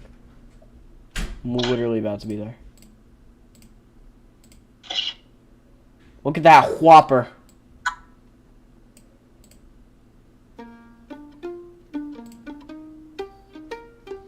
Okay. I apologize, I can't get rid of ads. No wigs. Do you really? So, yeah, I'll see you guys in a bit. I'm going to lunch. Hey there, friend. Welcome back And- to the neighborhood. Today we're going Yeah, on I'll an be back in a while. adventure. But first, Be back in a we'll bit. get supplies. Let's go to the store. Can you See you guys bring out later. the equipment store? See what happens. That's right. We need to go to the sporting goods store. Today, we're going on a hunting adventure, so we're gonna need to protect ourselves. What weapon should we bring? I think we'll need something a bit bigger than that. That's better. Look at that. We're ready to hunt. Where should we hide? Too cramped. We can't hide back there. I'm waiting for you in your closet. Sweet dreams. Hello, Internet! Welcome to Game Theory, the show that regrets the things it had to do to make this video. You do not have to do this. Tell me the lore and I won't. I love you. Oh Give me another chance. no! No! Please do not forget me. I'll never forget you, Blabbot! Your sacrifice shall not be in vain, because today we're gonna figure out what's going on with the internet's own version of Dora the Explorer, Amanda the Adventurer. You might remember last year when we theorized about this little game. It was developed as part of a game jam, and as a result was simple in its approach. You put different VHS tapes into VCRs, all acronyms that I'm sure you Zoomers understand. And we answered questions posed by the lead character, Amanda. By feeding her the wrong answers, Amanda would get angrier and more chaotic, eventually losing control and becoming a monster. The internet fell in love with this thing, and since then, it has gone through a major glow up. Gone is the tiny living room, gone is being stuck staring at a TV screen, and gone are all the demonic drawings on the wall. I wonder if we like step further back if we'll see. Oh, whoa, oh, this is so different. Oh, they went hard on this new update. This is great. Instead, the full-length version of the game has us in an attic full of clever puzzles and old memorabilia that has a weird habit of appearing behind us when we finish a tape. Whoa, hey, there's a cake. But the best thing to come out as part of the full-length version of the game, lore! Not only are there a bunch more tapes to watch through, there are secret tapes and multiple endings to find, and all of them paint a fascinating new story here. So, was my old theory right, or is there more hiding beneath the surface? Insert the tape, press play, and adjust your tracking, my friends. It's time to begin. In this new update, we play as Riley, and that's about all we get to know about that character. Well, that and the fact that they just inherited this house that we're standing in from their deceased aunt, Kate. However, Kate warns us that if we choose to investigate the attic and the tapes that lay within, there's no going back. Alongside this note's a conspiracy board full of post-its and newspaper clippings, which means that Kate and I, you could ship it. The main focus of to the board at the beginning of the game is a letter from a woman named Joanne talking about her missing younger brother. The letter says that he used to watch the Amanda the Adventurer show a bunch as a kid, but would end up in a trance-like state. Eventually, he would disappear without a trace. Joanne then asks Kate to investigate, which seems like an odd request for your local librarian. Then again, if you look around the corkboard, you could start to see why Kate may have been the one picked for the job. We see that she was looking into the kids' school records, something a librarian might have access to. We also see a note that mentions dynakinesis, which is the supernatural ability to create and manipulate energy. She says that you would see sigils if such a transfer occurred, and right next to this note is a torn piece of paper with a bunch of sigils on them. These aren't just any symbols either, these are alchemical symbols that refer to specific elements. Back in the day, alchemists focused on the transmutation of base metals like lead into noble metals like gold. Clearly, Aunt Kate ain't your average librarian. Too bad she's gone now, and it's up to us to figure out what's going on with this missing kid. Or should I say kids? Because it becomes very quickly apparent that this is not an isolated incident. The tape in the neighborhood shows outlines of kids on both sides of the street. Police chalk outlines that are usually reserved for dead people lying on the pavement. If you manage to find the corrupted version of this exact tape, Amanda's sheep companion Wooly asks if the friends can come back to the neighborhood. Amanda, though, she seems unfazed. Now, all of this alone doesn't prove that Amanda is somehow making a bunch of kids go missing, but I would tell you to pay close attention to the ending credits of that VHS tape. After most of the tapes that we play through, we're met with a credits sequence and ending sting for the company that made the show, Hamlin Entertainment. This is the production company that makes the Amanda the Adventurer show, but their name and their mouse logo immediately reminded me of something. Follow us to fun. So it's like a Pied Piper situation. Oh, Hamlin! Hamlin! And it's a mouse! Ready to refresh your style with Stitch Fix?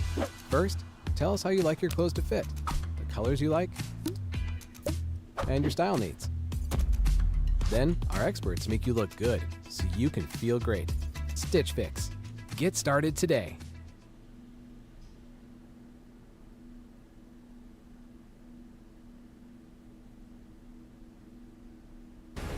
Play War Thunder now. Join millions of players across the globe in massive battles on tanks, aircraft, and helicopters in the most extensive vehicle combat game ever made. Take control over the battlefield in ground vehicles, rain down rocket volleys in helicopters, dogfight your enemies in aircraft, and bomb whatever is left into the dust. Play on more than 1,500 authentic military vehicles from early World War II to present day. Experience the transition from historic biplane fighters and iconic World War II tanks to supersonic jets and modern battle tanks fighting alongside attack helicopters. Upgrade your vehicles, customize their appearance, and level up your crew to become the best commander on the battlefield. Download War Thunder now for free on warthunder.com, your PS4 or Xbox One.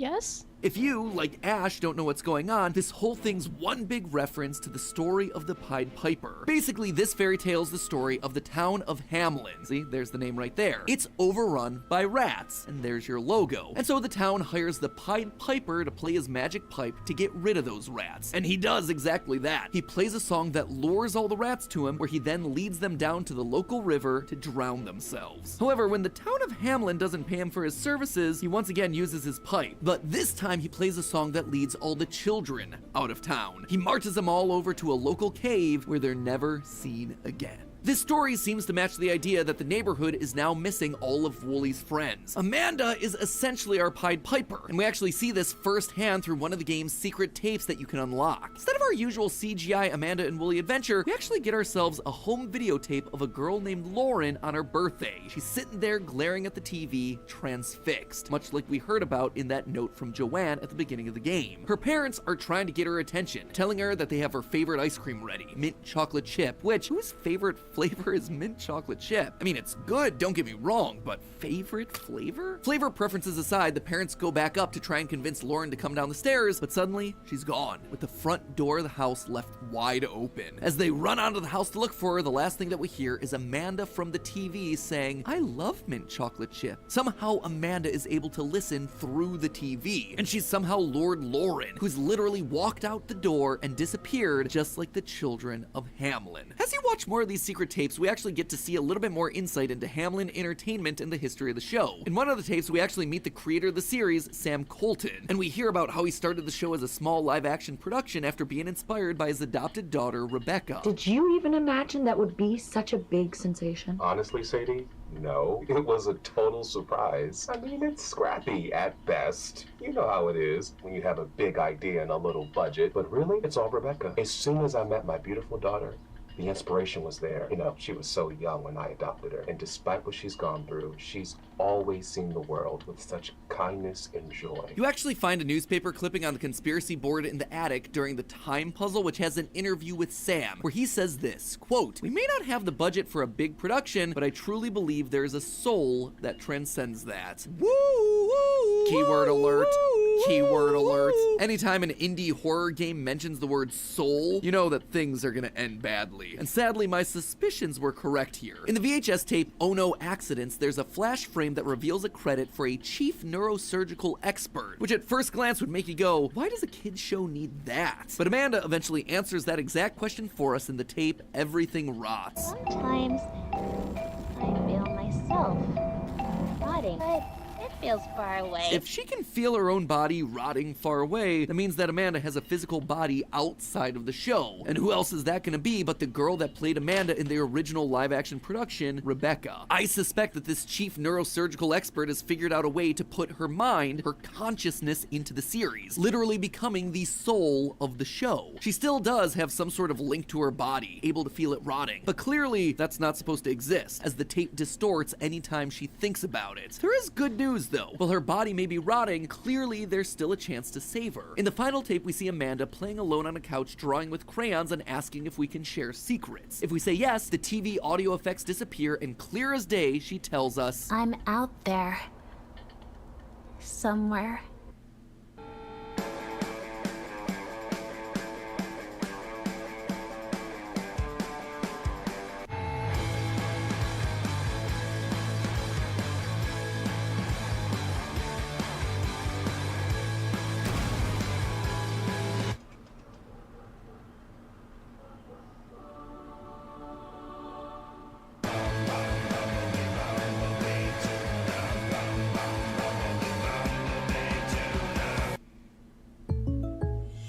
Clipper is a cut above. Ooh. His State Farm agent is a small business owner too, so she helps him choose personalized policies that fit his budget. Like a good neighbor, State Farm is there. Talk to an agent today.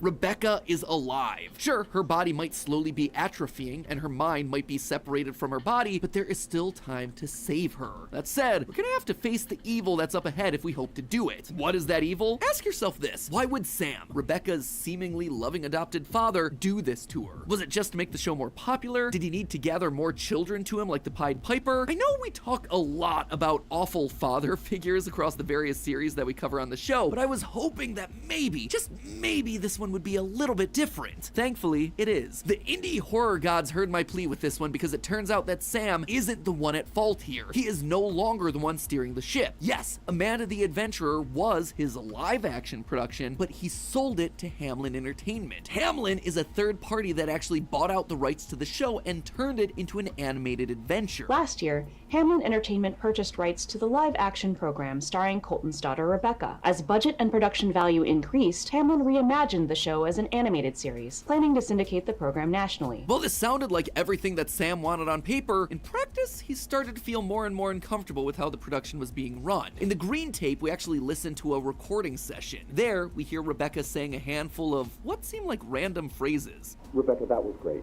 Let's move on to the next one. Pie man, pie man,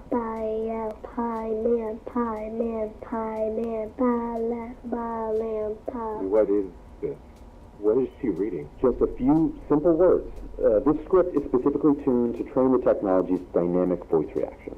The what? I want this to stop. Sam, why don't you take a walk for a few minutes? The person directing claims that this is to train the technology's dynamic voice reactions, which is plausible, I suppose, given the rise in AI voices that we see all over the internet. However, this series, Amanda the Adventurer, is set in the early 2000s. Technology was not that advanced back then, so Sam is right to be suspicious of it all. And then Rebecca says this. No, I don't want to do that. Rebecca, What's wrong? Who are you talking to? The man in the headphones. This ends the session, but listen again to those phrases that Rebecca was saying earlier. Pie, yeah, pie, yeah, pie, yeah, pie man, pie man, pie man, pie lamb. At first, they seem to be phrases that could be used in pretty much any episode. Ba lamb for when they go to the farm, pie man for when they go to a bakery or bake some pies like they do in the first VHS tape. So what's the big deal here? Well, what if I told you that these phrases actually have a secondary meaning? All three of them, Bael, Pie Man, and Balam, are phonetic ways of pronouncing the names Bael, Paimon, and Balaam, three king demons from the Ars Goetia. Chanting the names of demons has always been part of summoning rituals, especially when you're talking about these sorts of things in pop culture contexts, and that's exactly what Hamlin's trying to do here. Why else would there be a containment specialist that's listed in the credits of the initial Neighborhood video? After chanting the words, Rebecca hears the voice of a man in her headphones, one of these demon kings, all of whom are described as having a hoarse voice. While all of these demons are certainly different, they do share a couple of similarities. They all control large legions of lesser demons. They're all able to inform or give the gift of knowledge. But most importantly, they all require hosts to manifest, and usually this involves children, either as sacrifices or to physically be the host. That is what Hamlin are doing here. They needed Rebecca and the other children to become hosts and sacrifices in order to summon these demon kings and gain their knowledge and power. These children would be led to the slaughter, which is why no matter what location you pick, it always leads you back to the butcher. The eyes on those meat products aren't just a cute aesthetic choice, my friends. Those are past victims, past children that have been led to the chopping block. However, there was one thing that stood in Hamlin's way: Rebecca's father, Sam. I would suspect after this sort of incident, he wanted to pull Rebecca from the show, maybe even find a way to pull the rights entirely. And so, as most of these evil companies tend to do, they made him disappear. It's been 3 weeks since local television producer Sam Colton was reported missing,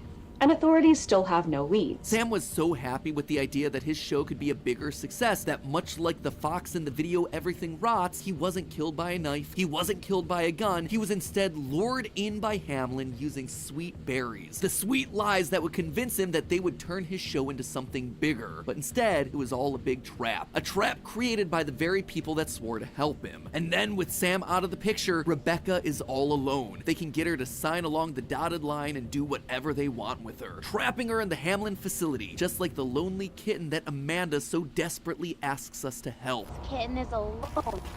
There is no one to help her. Will you help the lonely kitten? Won't you help the lonely kitten?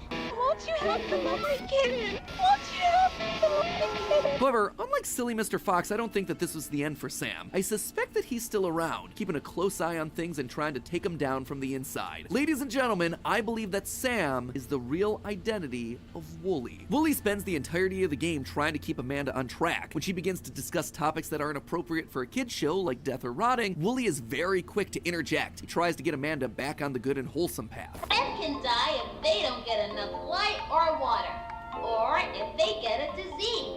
Let's go back to our nice picnic. Amanda, nothing is rotten here. What do you think? Do you think that everything rots? Of course not, Amanda. I'm not asking you. Answer my question.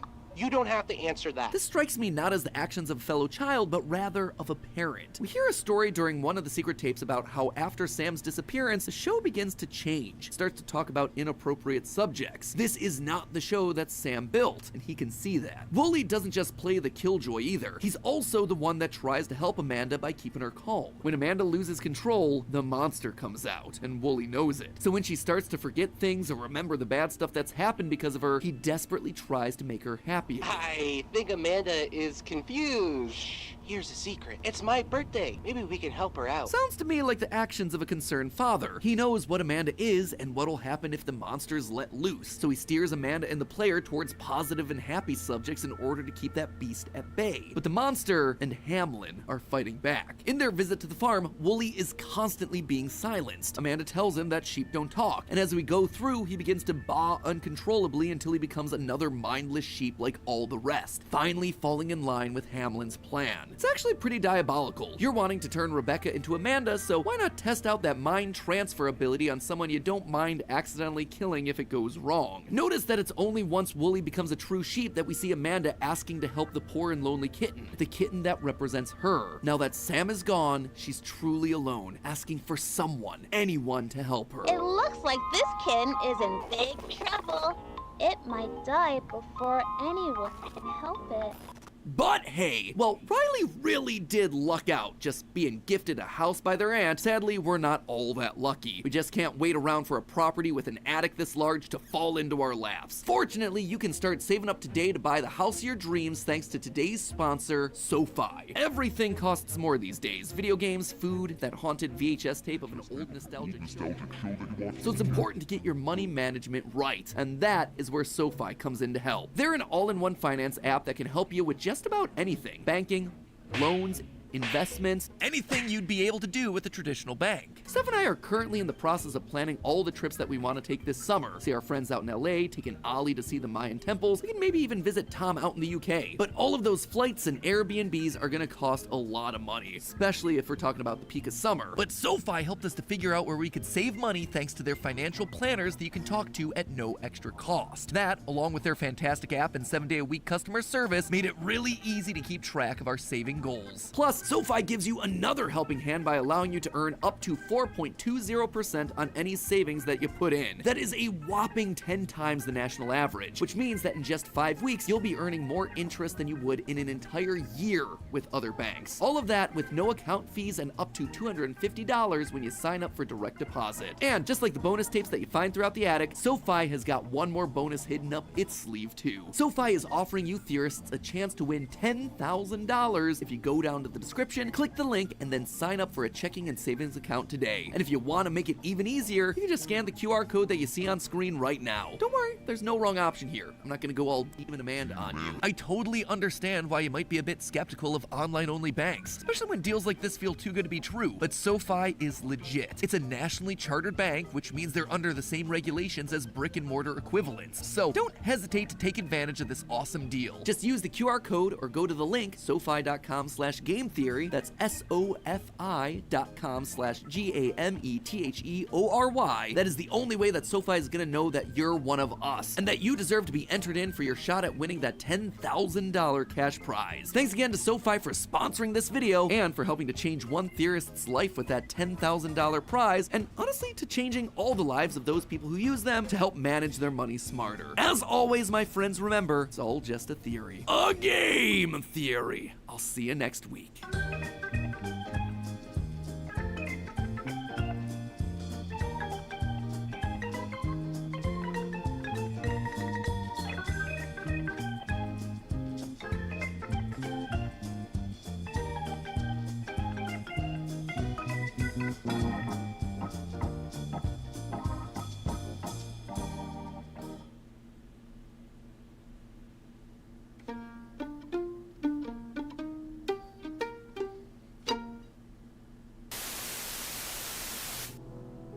It's a beautiful day in the neighborhood. A beautiful day for a neighbor. Would you be mine? Could you be mine? Would you be mine? Could you be mine? Would you be mine? Could you be mine? Won't you be my neighbor? Hello, Internet! Welcome to Game Theory, the show that hopes to make this day a special day by just being itself. And you can make my day very special by gently and kindly tapping that subscribe button. You know, that original quote is nothing short of iconic, attributed to one man in particular, Fred Rogers, host of the show Mr. Rogers' Neighborhood. No single man has done so much for children's entertainment or red-knit cardigan sweaters. I think it's fairly safe to say that every kid who grew up between 1968 and 2001 are at least passingly familiar with his work, an educational show hosted on PBS that encouraged respect, compassion, kindness, integrity, and humility. It was simple, it was heartwarming, and it became one of the longest running kids shows of all time, bested only by Sesame Street Street in 2003. But when you make an impact on kids' lives, inevitably something strange happens when those kids grow up. They begin to explore their nostalgia, but they give it a new twist to transform it into something original. And nowhere else is that more true than here on the internet, where everything gets thrown into the pop culture grinder to be remixed and melted together until something inevitably pops out at the other end. Sometimes it's good, sometimes it's evil, and sometimes it's Welcome Home, the latest spooky craze to capture the imagination of the internet. If this hasn't been flooding your content feed lately, I'd be surprised. It has been everywhere, and for good reason. The premise behind it all is that this is a website dedicated to recovering pieces of lost media from an old 70s show called, fittingly enough, Welcome Home, a kids' educational series that suddenly went off the air and disappeared. Even its production company went completely silent. In that way, it's very reminiscent of Hello Puppets, if you happen to remember that one. As we explore the website, we can learn more about the residents of the neighborhood called Home. And it's your typical children's edutainment roster. People like Grumpy Frank, Joyful Julie, Goofy but streetwise Barnaby. But the most important character is the lead, Wally Darling. A character who's one part Mr. Rogers, one part Sesame Street, and with just a dash of Bob Ross thrown in, because the internet do what the internet gonna do. Exploring the website, we learned that episodes of the show would revolve around Wally learning a lesson, going on adventures, and drawing and painting with viewers. It all sounds quite idyllic, really. And it is, at least until you look beneath the surface. As you explore the website, you get a sense that not everything is right in this neighborhood. Links don't seem to work as they should, text appears to be overlapping, out of alignment, or hidden entirely, and there's this weird image of Wally just looking mighty sus. That's not sinister at all. There he is.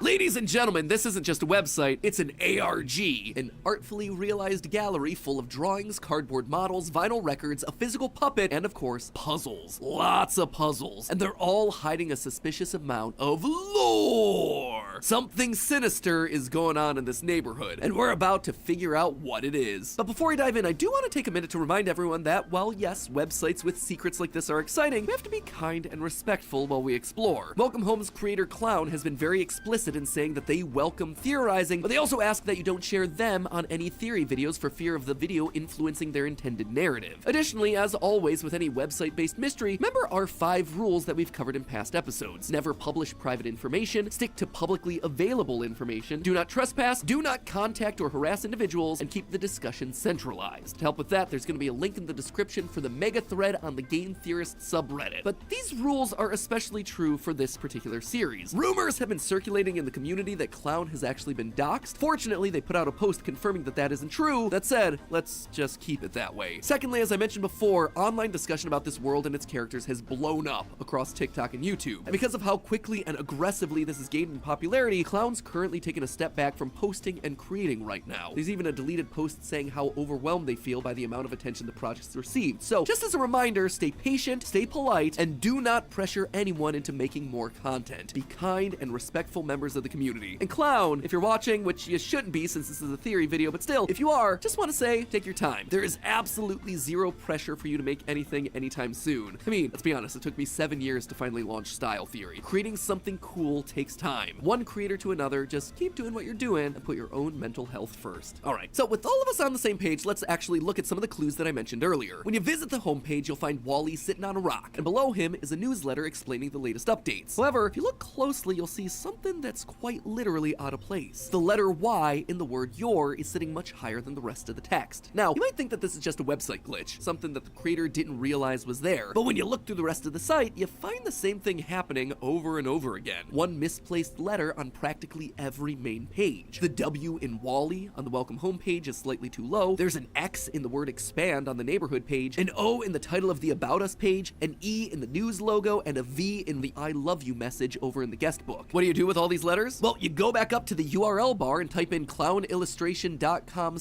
and then the letters YWXOEV. That then brings you to a brand new page that contains the image of a house with a gif of eyes over top. These eyes appear to be that of our lead character, Wally. Eventually, the gif stops, showing only an image of his eyes wide open with dilated pupils staring right at us, which I gotta say is making me all sorts of uncomfortable. Download the Kroger app and enjoy over $500 in savings every week with digital coupons.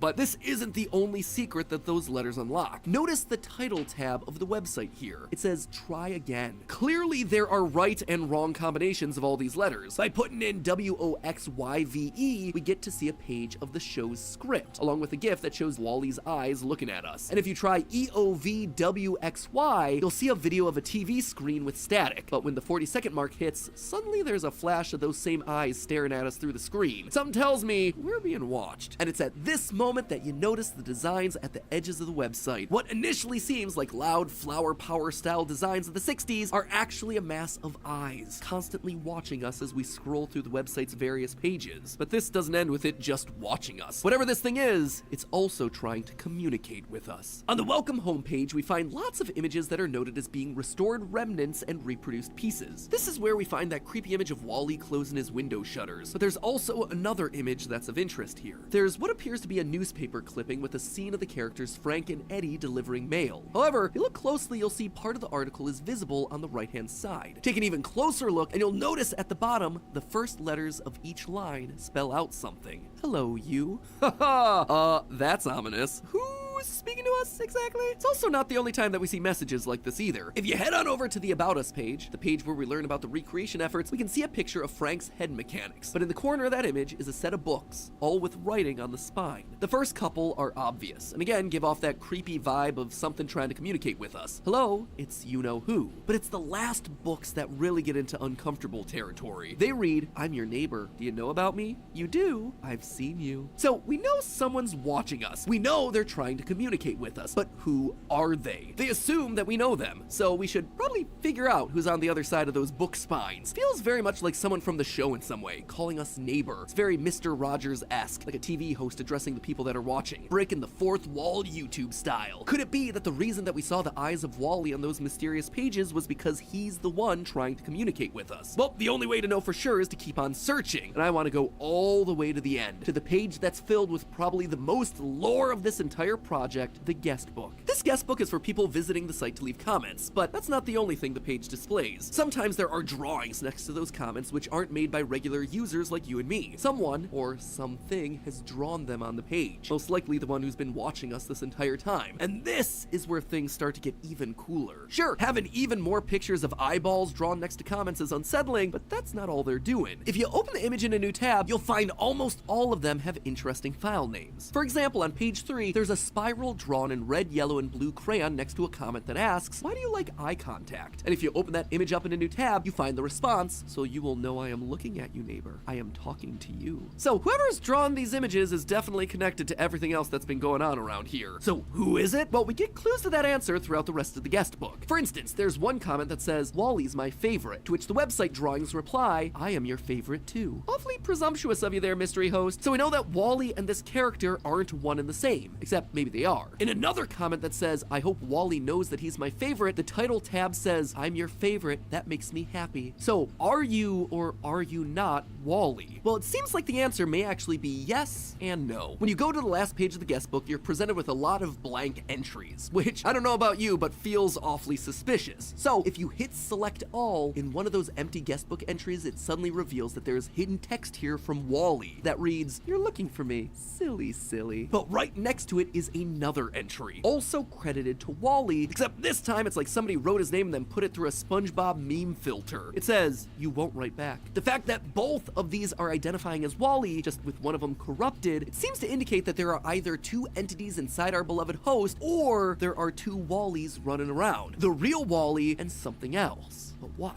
Well, at the bottom of each webpage, all the characters sign their name, each with a unique signature. But to borrow a phrase from a rival kids show, one of these things is not like the other. Or should I say, two of these things are actually exactly like the other. Notice how the writing for home is the same as the handwriting for Wally. Same red crayon, same style of writing, especially when you compare the M and the W. Wally and home are connected in some way. They seem to be one and the same. This is also heavily supported by another one of the guestbook pages. On page 5, one comment says that Wally is such a doll, and the website's response is a picture of an eye titled, no, a puppet. It's a double meaning. Not only is Wally the character a physical puppet, but he seems to be getting puppeteered by something else behind the scenes pulling the strings. Whoever or whatever home is supposed to be. There are a lot of other messages hidden throughout the guest book, and I'd encourage you to go and check them out, but I figured I'd try somewhere else to see if it would yield different results, and lo and behold, my hunch was correct. This site is hiding a ton of information in very unique places. On the Neighborhood page, you can actually click on the houses to learn about each of the characters. Each one gets themselves an illustration and then a page on the right with their key character traits. However, if you do what I tend to do with these types of mysteries and just click on everything in sight in the hopes of finding clues, you'll actually be rewarded. If you happen to click on the word you in the word your at the top of the page, you'll be taken to a brand new screen. One that has a description card like all the other characters, only this time it has you. Yes, you, the one watching. And you got yourself a single line in your description: Wally is your best friend. I don't know, that, along with the constant calling of people in the guest book neighbor, it's kinda giving me vibes of a cult, where everyone refers to each other as brothers and sisters, or in this case, neighbors, rather than by their actual names. Speaking of weird details in the character descriptions, all of these characters, minus Wally, don't originate from home. They all moved here from somewhere else. They all have friends and family. We even see a picture of Julie and her siblings elsewhere on the site, but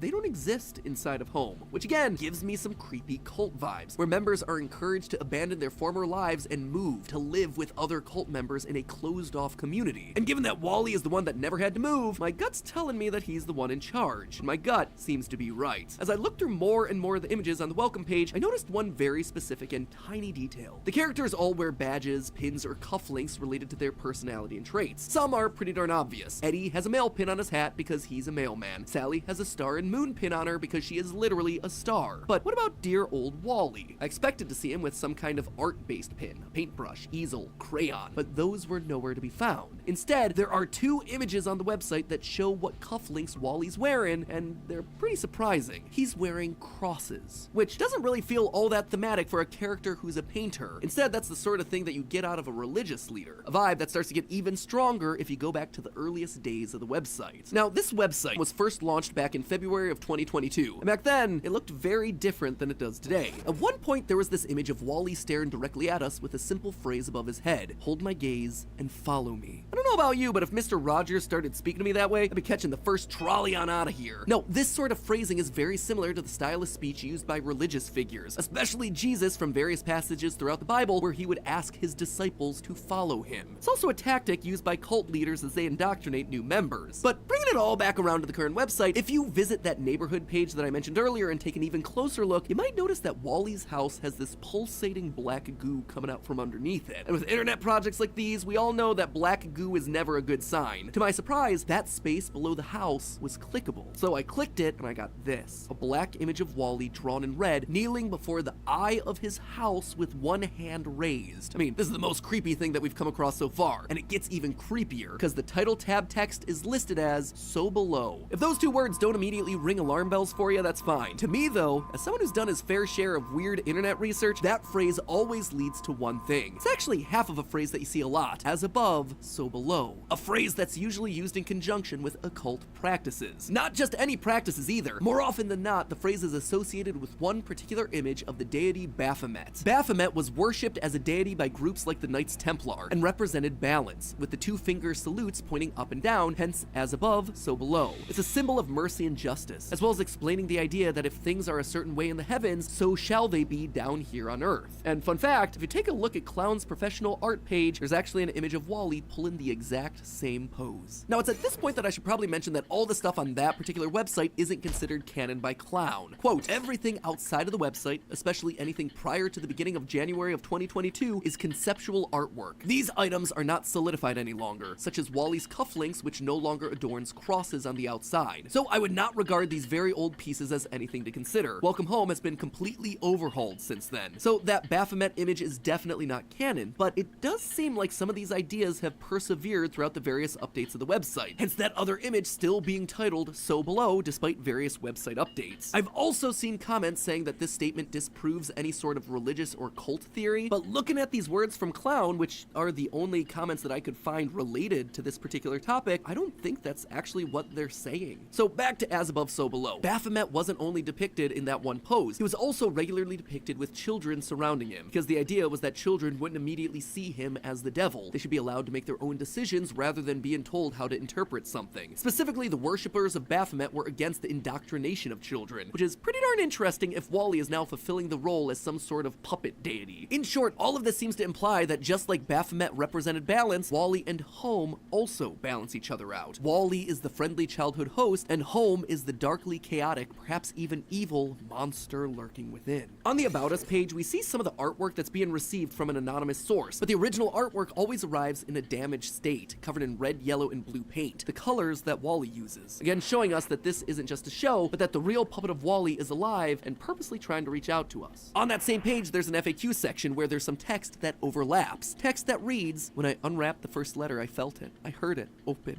open, open. I want it out. I'm going to get it out." What does he mean, get it out? Are you talking about home? We see the same type of language on the news page, where we're told that a museum curator is wanting to put on an exhibition for all these findings. Together, we will get it out. We will get everything out. You will see as we do, neighbor. Now that right there, that sounds like indoctrination at its finest. Wally has managed to brainwash these people. And now, thanks to this exhibition, they're going to be able to spread the word of this show, this cult, to the masses. The links page, for instance, is literally labeled as "Spread the Good Word." The doctrine of Wally. But what exactly is Wally's doctrine? On the surface, thanks to that Baphomet imagery, you might think that Wally is both a deity and leader, but I don't think that's the case. As we've talked about multiple times now, Home appears to be alive, and it's considered the 9th neighbor of Welcome Home. None of the other houses in this neighborhood are alive, it's just Home. And given that it's Wally's house and he's some kind of a cult leader, that strikes me as fairly suspicious, especially when you check out the page on your phone. Because the image has to be resized for a mobile device, Home is no longer in the middle of the page. It's higher, and as a result, you see what's behind it. A black void with a single spiral in the middle, just like the spirals that Wally is drawing into the guest book. And while that is certainly disturbing, look at the whole image. The colorful trees in the middle, the paths leading to and from the void and all around the neighborhood. It almost looks like a person lifting their arms in an act of worship. Wally isn't the deity here, Home is. Wally is just the good and faithful servant. They are all welcoming Home.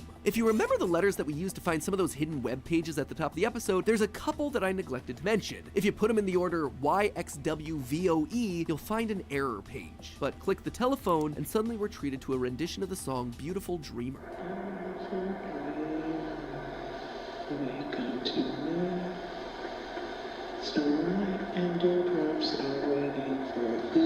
In the world of Welcome Home, night symbolized the end of the episode. The neighbors would all go home, the children would turn off their TVs, and the crew would retire for the night. The show, however, has been off the air for a very long time, nearly 50 years. And so it's time for Home, the beautiful dreamer, to awaken once more. And we can be sure that this song is directed at Home, because while the song's currently labeled as singing MP3 in the files, the webpage is labeled duets. But there's only one person singing, or is there? If you listen a little further to the end of the song, we hear some banging sounds. Do you like it? If we read Wally's bio, it says that Home talks using onomatopoeias. So these banging sounds are Home responding to Wally's song, slowly awakening, ready for revival. We don't exactly know what happened in 1974, what caused the show to shut down and the production company to fall silent, but I've seen my fair share of indie horror to know that when you got sentient mascots and demonic entities, it's not gonna be a good one. Maybe the production company fell silent because many of their workers were killed. Maybe a ton of children died. Maybe Wally was able to possess them through the TV to serve whatever Home's motivation is. Whatever happened back then, it is gonna happen again now that this exhibition is planned. Wally is regaining his influence, sharing these images to gather people together, and slowly he will reawaken Home to continue whatever their plan was half a century ago. The one thing I do know is that this story of Welcome Home has me hooked, especially when you consider that Clown has said that we're only 5% into the project. So until more is revealed, we wait. I suppose you could consider us the neighborhood watch. But hey, that's just a theory. A game theory. Thanks for watching.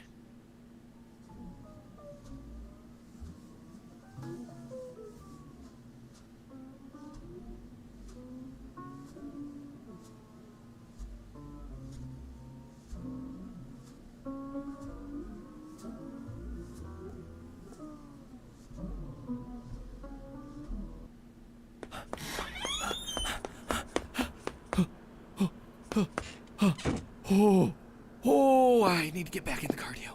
Whew. Hey, door 100, let's go! Who are you? My name is Jeff. You're friendly? Oh, good. I have been lost in here for so long. It's so great to see a friendly face. Tentacle, I suppose. Oh, come on. You just want money? Look, man, I gotta go. Oh, I am regretting all my past decisions. No!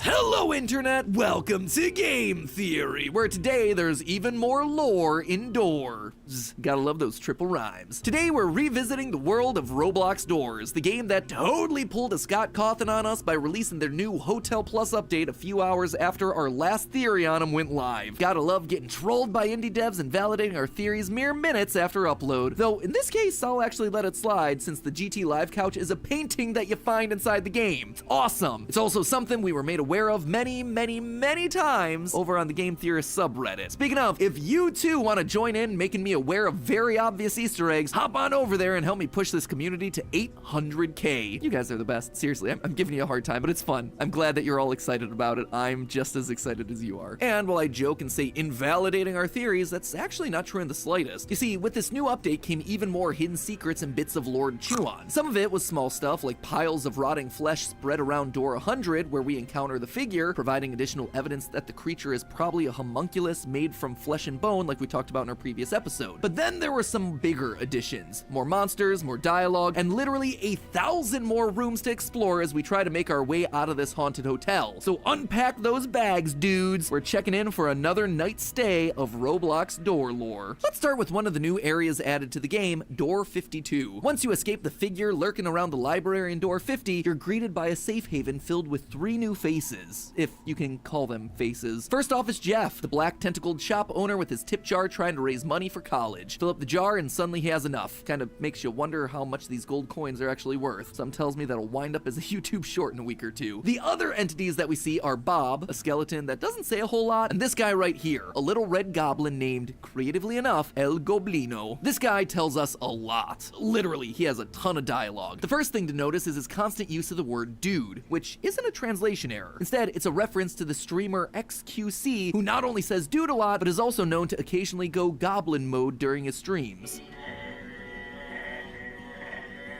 The creator of El Goblino has already confirmed all of this on Twitter. But that's not everything that's interesting about this guy. You see, El Goblino is Spanish for the goblin. Whoa, I'm really blowing minds here. And his dialogue mixes in a lot of different Spanish words. Hombre, nunca más, mi amor, which stood out to me as an important detail because, well, why would a Spanish goblin of all things be appearing inside of this haunted hotel? So I did some digging and I found some surprising connections. In Spanish, El Goblino is a very literal translation, but a more colloquial term for goblin is duende. While the word literally translates to elf, it's also used to describe creatures from folklore that are similar to dwarves, gnomes, and yes, goblins. Now, the stories of duende vary a lot in different parts of the Spanish-speaking world, but based on the furniture that we see in the hotel, which seems to be from 1940s America, I decided to take a look at the folk tales from our Spanish-speaking neighbor to the south, Mexico. And get this, in Mexican folklore, duende are gnome-like creatures that live inside the walls of homes, which is a perfect match for our friend Goblino. If you speak to him enough times, he'll give you this line, quote, "Sometimes I like to knock on the walls, scare the pants off the humans. So funny, dude," which is referencing the scratching and knocking ambient sounds that we hear throughout our playthrough. It's El Goblino in the walls purposely trying to scare us, just like the duende of folklore. It might also explain the total destruction that we see throughout the hotel. Take a look at the claw marks that we see on the walls. It's very clearly 3 claws with no thumbs. That can't be Rush, Eyes, Ambush, or any of the other creatures with no arms. It also eliminates Seek, who has rounded hands. But look at El Goblino's design, and what do we see? 3 distinct claws with 0 thumbs. And wouldn't you know it, but that's another trait that we see of the duende in folklore. And all of this information helps us to start piecing together how Goblino wound up in the hotel. You see, the most common origin of the duende in Mexican folklore was when a child died before they were baptized, becoming these morally ambiguous beings that caused mischief. Believe it or not, this is actually one of the reasons why baptizing infants is such common practice nowadays in Catholicism. Anyway, in our previous theory, we talked about how this new room full of beds, the infirmary, likely means that the Doors Hotel was converted into a hospital during World War II. During the war, the country needed more places to care for wounded soldiers, and so vacant hotels became easy makeshift hospitals. But soldiers weren't the only ones being treated inside there. During the 1940s, there was a huge boom in immigration at the American government's request. With the war effort in full swing, many farmers were getting enlisted into the military, thereby leaving the US struggling with major agricultural labor shortages. As a result, the government introduced the Bracero program, an effort to immigrate Mexicans to the US in order to keep things running. But this also meant that men, women, and most importantly their children were moved to the US and thereby put into harm's way. And that, I suspect, is the sad origin of El Goblino. He's a child who died during this wartime effort. He immigrated to the US, was injured, treated in a makeshift hotel hospital, but ultimately passed on before being baptized, thereby leaving him to live on roaming the walls. His story may also give us a hint as to the hotel's location, as there was a higher number of Mexican Americans in states like California, Arizona, and Texas at the time due to the shared border. But duendes weren't just mischief makers, they were also known to guide the lost, something that El Goblino is more than happy to do. He makes a special point to call out Door 60. Quote, "Oi, stay far away from Door 60, dude. Freaky stuff." Those of you who've played through the new update will know that Room 60 is the newest and arguably biggest feature of the Hotel Plus update. In Room 60, you can make your way to a skeleton door that requires a special key as well as 2 additional lockpicks. But get it open and you see something quite different. Wait,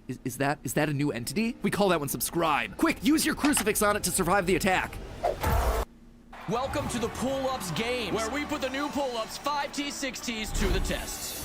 Whoa. America's #1 training brand delivers. Pull-Ups 5T, 6T. They fit more shapes and sizes, up to 60 pounds. Learn more at pullups.com. It's a big deal. Is it gone? Oh, good job, guys. And don't worry about the cross. It wasn't going to be helpful from here on out anyway. Because we're not dealing with doors anymore. We're dealing with rooms.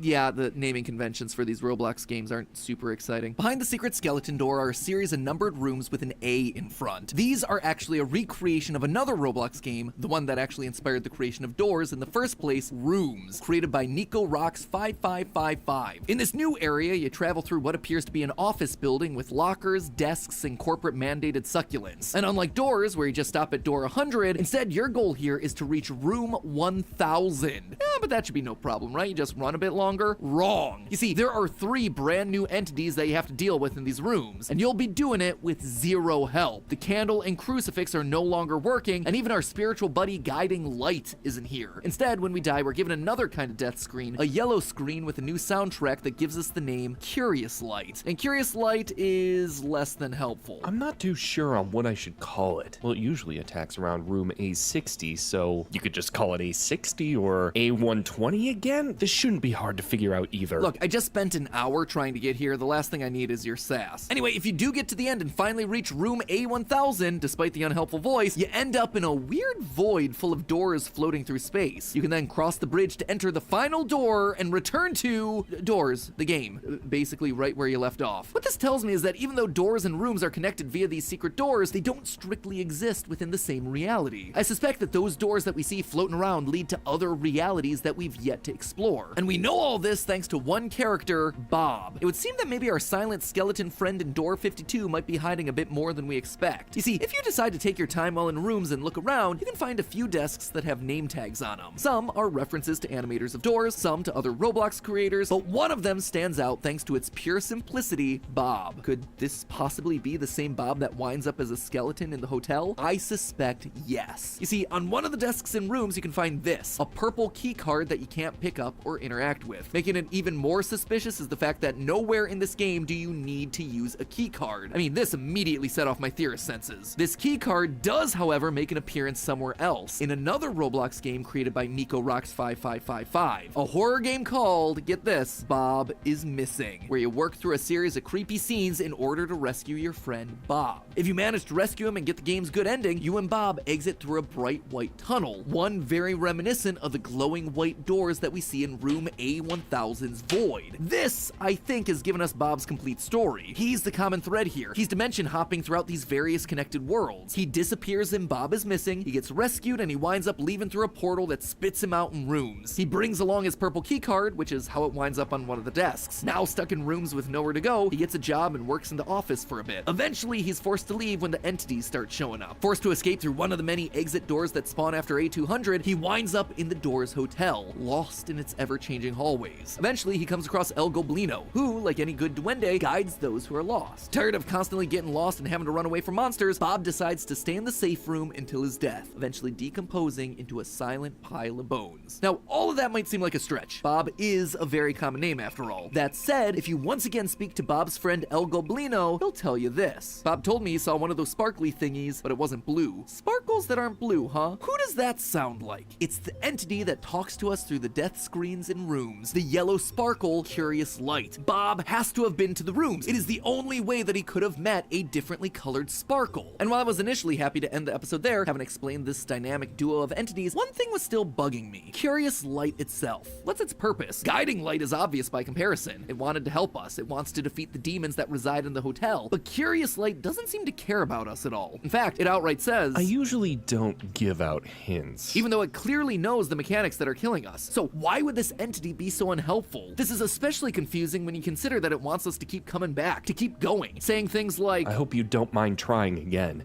It would be helpful. And hurry back, we're not done yet. Why would he speak to us in such a careless tone, but then push us to keep trying? What are we not done doing? Just didn't seem to make sense until I remembered what was at the end. If we succeed, we enter the void with dozens of other doors, new worlds, and more importantly, a door back to our world full of demons and evil entities. I think Curious Light needs us to get to the end in order for it to access that room and all the other dimensions that it holds, including our own. Why? Well, we established last time that Guiding Light was an angel of some kind, helping out the player to defeat the demons that roam the hallways. So it would make sense then for Curious Light to also be an angelic figure. But these angels are clearly limited in what they can do. They can light the way, but they can't physically interact or interfere with the world. That's why Curious Light needs someone else to help it get to that exit, and in so doing, give it the freedom to go somewhere else. So that's what we explicitly know about it, but I suspect we might be able to take this one step further. This game has shown itself to have plenty of religious imagery. One does not simply add a crucifix, demons, angels, homunculi, and unbaptized goblins to the game without giving some sort of religious undertone. Which then prompts the question, have there ever been curious angels anywhere in the Bible? Yes. In fact, the last time an angel got a bit antsy, it didn't end too well for humans. According to the Bible, there was one angel that shone brighter than all the others, one that got bored of their current post and eventually challenged God. Their name was Lucifer, also known as the Morning Star. Could Curious Light actually be Satan in disguise? Could it be that by getting to room A1000, we've managed to release him into other dimensions? Maybe. Let's just say I wouldn't be surprised if we see Curious Light make an appearance in future updates of Doors, and when he does show up, I ain't gonna trust him. But hey, would have been way easier to take on Seek and led to much less PTSD if I'd just been smart and saved up my gold coins to buy that stupid crucifix in Jeff's shop. Fortunately, thanks to today's sponsor, SoFi, you can not only save your money smartly, but also make money while you're doing it. SoFi is the all-in-one finance app that's designed to help you with your banking. Trying to save for your first house? SoFi can help. Need to save money for college? You don't need to start up a black market like Jeff. SoFi's got you covered. Anything you need from a banking app is right there at your fingertips, literally, because their mobile app makes everything super easy to follow. If you follow our Instagram, you might have noticed that Stephanie and I went on our first vacation without Ollie in 5 years. It was a big deal, so we wanted to splurge a little bit on a bigger room with an ocean view, and thanks to SoFi, it was super easy to save up so we could. Not just because they make the whole process simple by allowing you to set goals, but because when you save with SoFi, you can earn more money on top of the money that you're putting in thanks to their up to 3.75% annual percentage yield. That is 12 times the national average. And all of that with no account fees and up to $250 when you sign up for direct deposit. That is even more money on top of all the other money that you're earning. But if all of that wasn't enough to sell you on the idea, SoFi has got one more bonus to offer you theorists specifically. If you go down to the description and click my link, or just scan the QR code that you see on screen right now and open up a SoFi checking account, there is a chance for one lucky theorist to win $10,000, which, you know, is gonna help a lot if you're trying to save up. So go ahead, make sure you use that QR code or my link, SoFi.com/GameTheory. That's SoFi.com/GameTheory, because that is the only way that SoFi is gonna know that we sent you. That way you guarantee that you're put into the prize pool. Good luck winning the $10,000, my friends. Can't wait to see which one of you walks home with it. Thanks again to SoFi for sponsoring this video and for offering to change at least one theorist's life. And as always, my friends, remember, it's just a theory. A game theory! Thanks for watching. I'll see you next week.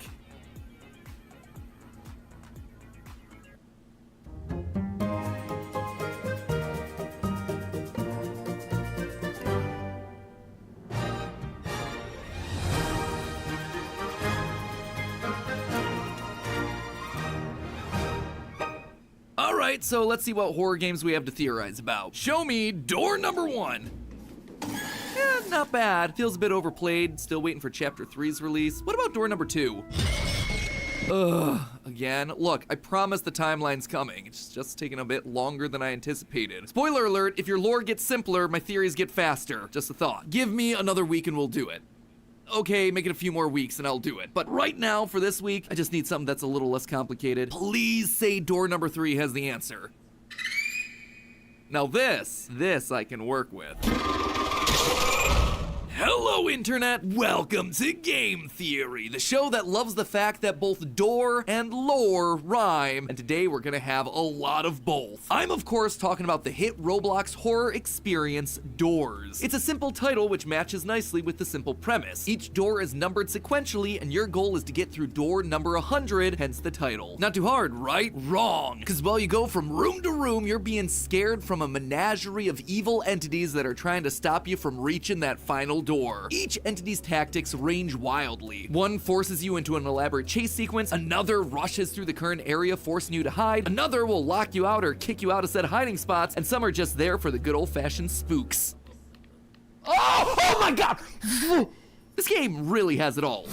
Good scares, good strategy, good puzzles, but of course it wouldn't be a true game theory horror experience without the secret ingredient, good lore. That's right, a game about walking through doors in a randomly generated hotel has got itself some lore. The developers have actually said the foundations of the story are basically in there already. They're just gonna be revealing it slowly with each new update, which of course immediately got my attention. So I waited patiently for the Hotel Plus update that was due to come out in December, and then the update got delayed. Now, we've all seen our fair share of unpolished games and broken updates in the last few years, so if the update needs more time in the oven, then by all means, devs, take the time that you need. But in lieu of this Hotel Plus update, allow me to scratch that door lore itch, because in preparation for the update, I started digging into the game that we already had, plus the teaser, trailers, and screenshots that the devs have given us, and I think I've got it figured out. The devs weren't wrong. The lore is absolutely there. It's just hidden deep, real deep, almost as deep as wherever we're gonna end up in the Floor 2 update. So pack your bags, theorists, because we've got a one-way trip through history, magic, and a classic battle between good and evil. Let's check in. First of all, where are we? Obviously, it's a hotel, but it's not really normal. And I'm not talking about the randomized layout. At first glance, it might trick you into thinking it's normal, with a reception desk, bedrooms, hallways. Sure, the furniture reads a little old, probably from around the 1940s or 50s, but on the whole, it's pretty standard stuff. Sure, one of the new teased images does look a little bit strange, stone walls and big barrels, but yeah, it's most likely designed to be a wine cellar, which wouldn't be unheard of for a hotel, especially as Prohibition ended in 1933 in the US, thereby allowing establishments like hotels to serve alcohol to customers. What's really odd is the second teased image. It's a large room filled with beds from end to end. Maybe the hotel's able to offer cheaper rates if you're willing to bunk with 10 other people in the same room, except that isn't what the room's for. Along with the image, we were given its name, the infirmary. Why on earth would there be an infirmary in a hotel? I'll tell you why. It's because that's exactly what hotels were used for during the 1940s, especially during World War II. During the war, the country was in need of more hospitals for fairly obvious reasons, but they didn't want to have to build a bunch of new hospitals that would then become useless at the end of the war. So instead, they started working with private businesses to turn their establishments into makeshift hospitals, and hotels were candidate number one for this sort of thing. They had lots of elevators to transport patients and equipment, they had lots of rooms for people to stay in, and best of all, because of the war, people weren't traveling or going on vacation, so the hotels were largely going unused. So while it seems weird to see an infirmary in a hotel, it's actually not outside the realm of possibility. That, plus the 40s style of furniture, tells us that what we're exploring here is a haunted hotel that was an active hospital during World War II. And given the monsters roam the hallways and the damage that we see across various rooms, it's unlikely that anyone has occupied this place since. So then why are we here now? It's not exactly the 5-star establishment anyone would be expecting for their weekend getaway, but even if we wanted to check out, we can't turn back. And I do mean that literally. If you take a look at the bridge that we crossed to get here, you'll see that it's now broken, with planks of wood just floating around in midair. Whatever's in this hotel, it doesn't want us to leave. But here's the real twist, we don't want to leave either. If you die during your playthrough, you'll be shown a death screen depending on what entity you died to. These death screens are mostly there to give us hints, telling us how to avoid dying to the same entity again. However, the way these hints are phrased can be pretty darn interesting. Most of the time it just says, you died to whatever entity, but sometimes it rephrases it slightly. You died to who you call Halt. You died to who you call Ambush. You died to who you call the Figure. These entities don't have names, or at least none that we know of. The names that we're calling them are names that have been given to them by us, something that one of the devs confirmed on Twitter. What's also interesting is that these versions of the death messages occur during your first death to these entities, which means that we already have names for them before we've ever encountered them. Apparently, we already know about them and the hotel before we've ever stepped foot in here. But how can that be? Well, for that, we actually have to look at the game's history. During the development for Doors, before the entities were called entities, there was a different name being considered cryptids. Cryptids are creatures that some believe exist, but have never truly been proven to exist by modern science. Think things like the Loch Ness Monster or Bigfoot. If these entities were originally going to be called cryptids, and the names we refer to them as were given to them by us, the player, then we must be someone interested in them specifically, also known as a cryptozoologist. And no, that's not just someone who works for Logan Paul's recent NFT scam. A cryptozoologist is someone that studies the pseudoscience of cryptids and commits themselves to proving their existence. And who wouldn't want to trust a guy dressed like this? We didn't come here for a nice weekend getaway, friends. We are here because we know about these entities and we want to learn more about them. Only, we may have bitten off more than we can chew. Not only are the entities very real, but they're powerful, scary, and above all, deadly. That is, except for one. Remember those death messages that I mentioned? The ones that are giving you tips and tricks on how to survive the hotel? Well, those aren't just meta messages from the developers, they're actually coming from another entity. While it might not be immediately obvious what entity it is, as you go through the game, you'll occasionally see blue sparkles show up around the map. They're normally around to show you the correct path during the seek chase, to show you which paintings belong in which positions during the painting puzzles, or to help illuminate the exit in a dark room. A guiding light, if you will. Which is funny, because the title of the music that plays during those death screens is also called Guiding Light. This has led the community to give this mysterious bodiless entity that name, although I'm not entirely convinced that this entity is completely formless. While the majority of the rooms and doors are typical hotel rooms, there's a chance for special rooms to spawn instead. One of those rooms is called the Courtyard, and it's unusual because it's the only time we're able to actually go outside, feel the wind in our hair, the rain on our skin, and then remember that we're still trapped and have nowhere to go but forward. Existential crises aside, this room is pretty much regarded as a safe zone during the run, which starts to make a lot of sense as you explore the area. Looking around, you'll find a large statue of an angelic figure with a sword in the center of the courtyard, protecting it. In the Bible, we often see depictions of angels with swords, both used for battle and for protecting, but they're also seen to guide the lost, helping them find their way either physically or spiritually. Now, what would that remind me of? It's Guiding Light, the entity that's trying to protect us. This isn't the only time religious iconography is used within the game either. A handful of paintings around the hotel are parodies of religious artwork, or have been named with more religious connotations, like the Last Supper, or these two called Temple and Tabernacle respectively. One of the new items being added to the Hotel Plus update is a cross. The update trailer literally tells us the rules have changed while revealing this item, and showing it stopping the entity Rush dead in its tracks. It's a pretty useful tool to be sure, but it actually tells us a lot more about these entities that we're up against. The Christian cross is commonly used in pop culture as a weapon to ward off demons, evil spirits, and unnatural beings like vampires, which means that these aren't just cryptids, they're I'm back demons, from lunch, or at chat. least something linked to the demonic. This in turn...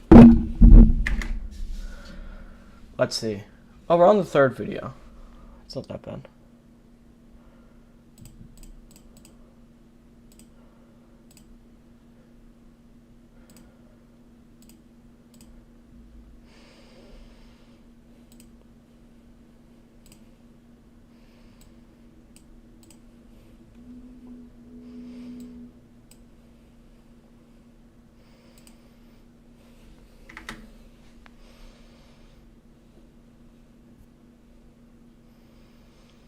Finally, yeah, I'm sorry. That took a while.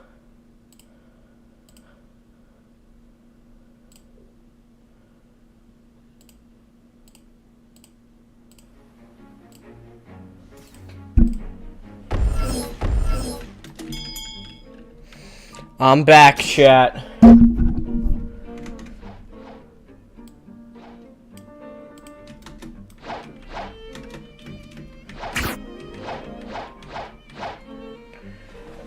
So, are we gonna get this shark anchor or what? You missed me? Thank you.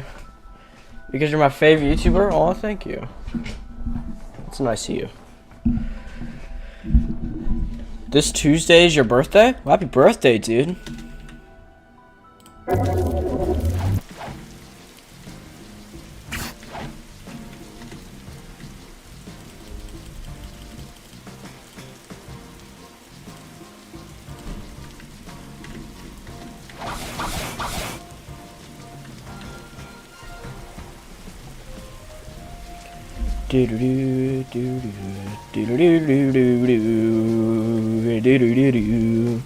Oh, I should change to magma. Just playing Doors while you were gone. I'm glad people are still playing Doors. Wait for what? Oh, are you in the game?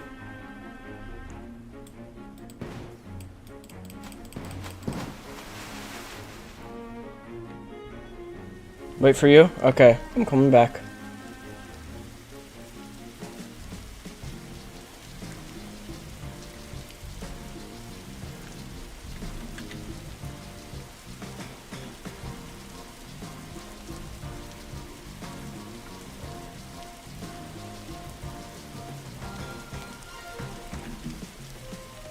Arrow, play the Blox Roots Trap remix.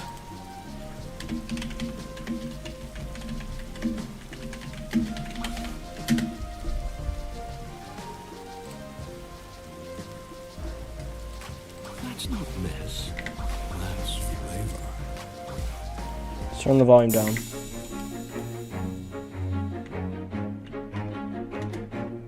Is this what you wanted? Oh.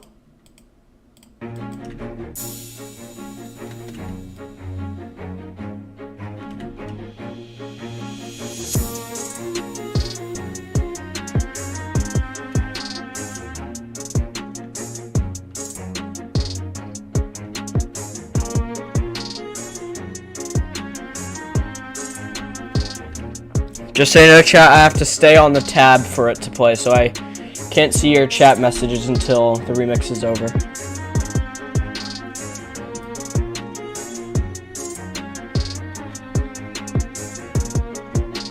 This is a pretty good remix. I like it. I like it a lot.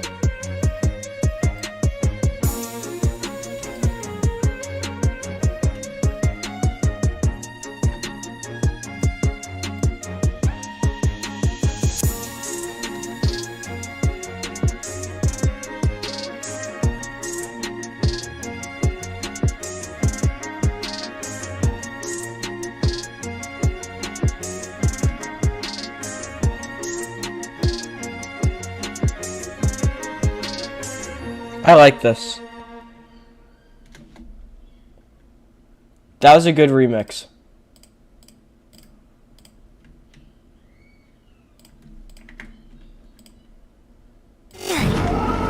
Oh, okay.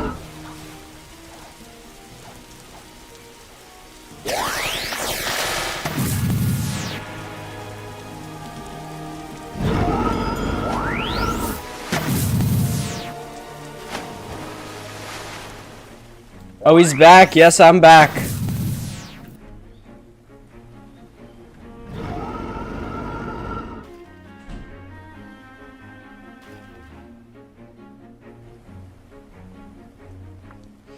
I am back, just a random YouTube user.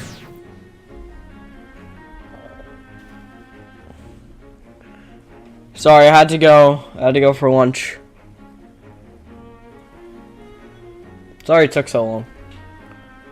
I've been live for 2 hours and 40 minutes. Dang, it's a while. Oh, jeez.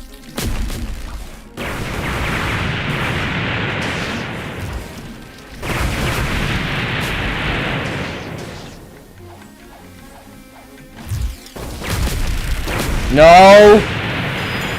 Get away from my boat!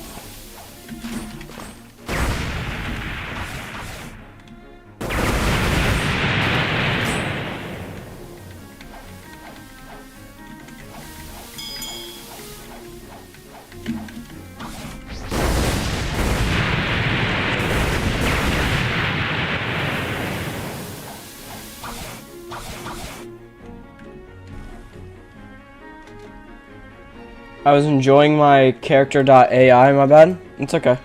You're good. You're good.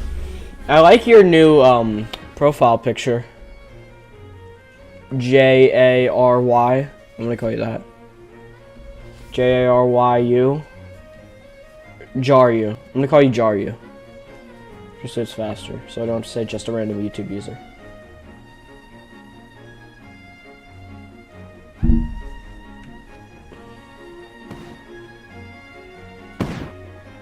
By the way, did you know Heaven's Stand is getting a rework? Yeah, Kessler told me that. Don't stop shooting things at me. Aw.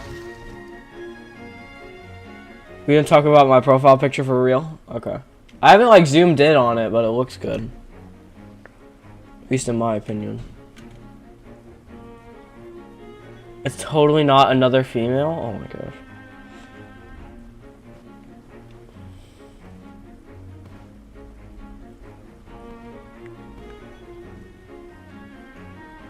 Thumbs up emoji. Exactly. Oh man.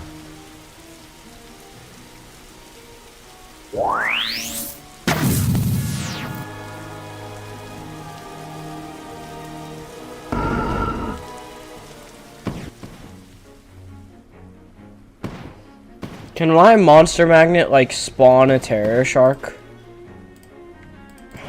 Is there a way to use it, or does it just do it randomly?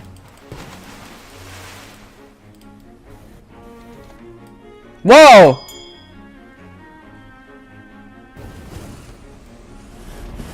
Hey.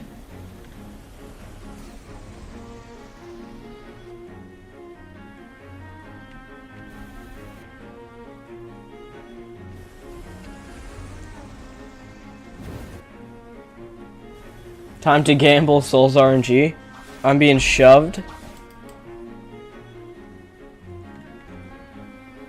He used dough to get here? Oh, jeez.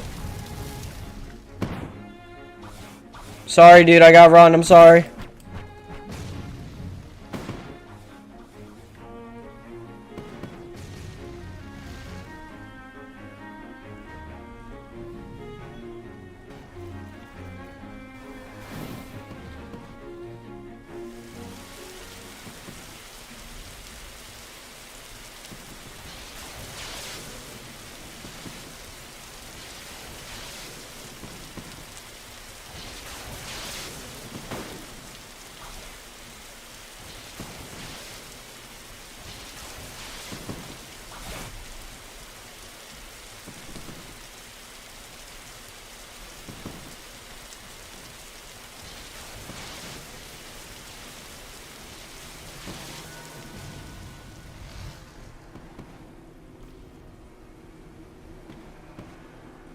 What is that?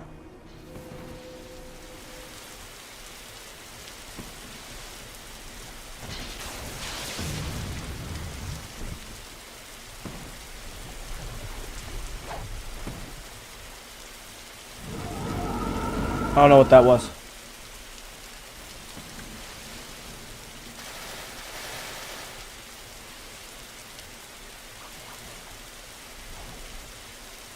Can I get out of the rough sea?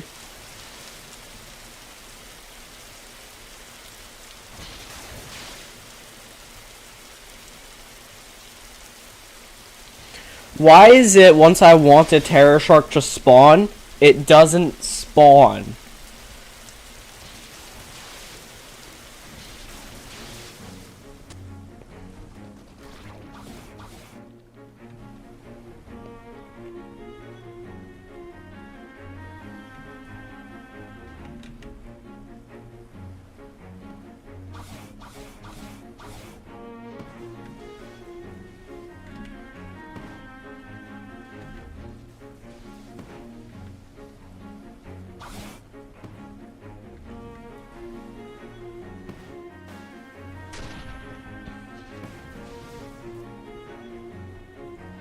Bro sends the terror shark to the back rooms. He's making them extinct for real. Devs, man. They know I'm streaming. They see somebody who is super big, such a big YouTuber, streaming, and they're like, let's troll him. Let's make sure he doesn't get what he wants.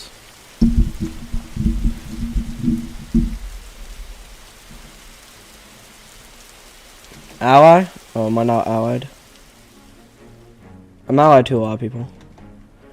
Earl, you should play a Purophobia. I did play a Purophobia. I love a Purophobia. I haven't played it in a while, though.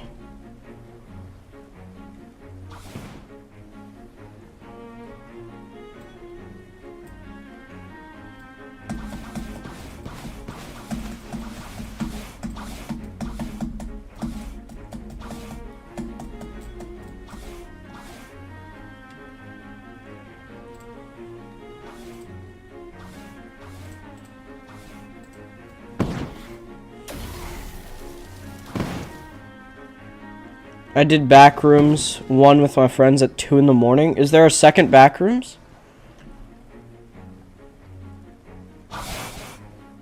Blox Roots mods feeling good until Arrow says mods nuke their house and leak their private information. I would never say that.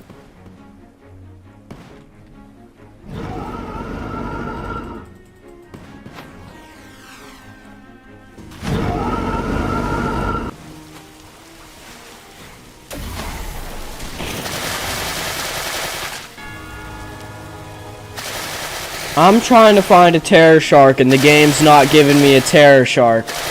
I'm mad.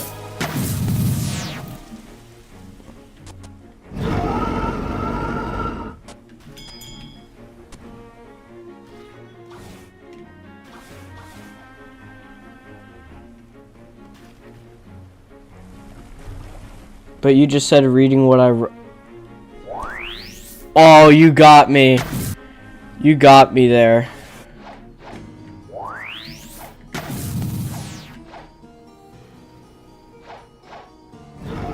We got some sharks.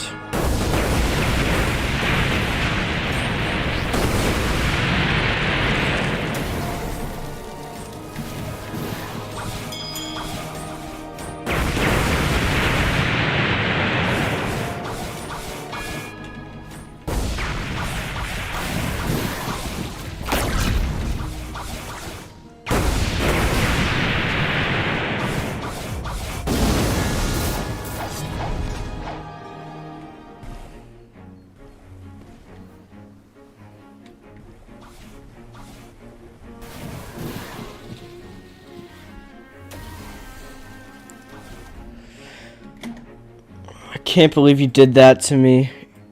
Jar you.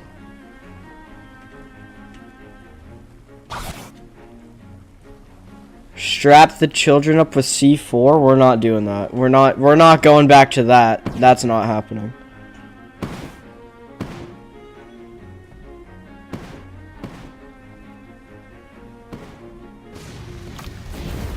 I just got shot in the back. I got shot in the back 3 times.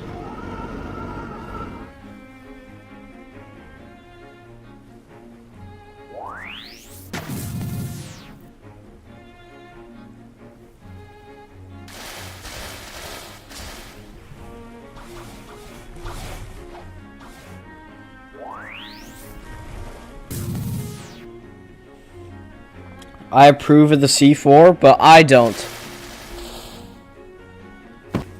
I don't approve of the C4. Stop shooting me in the back.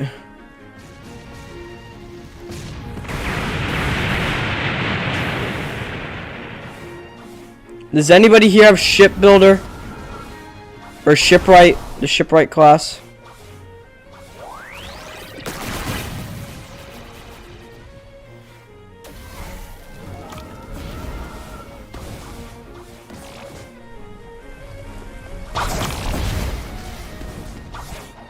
What's happening? Sharks!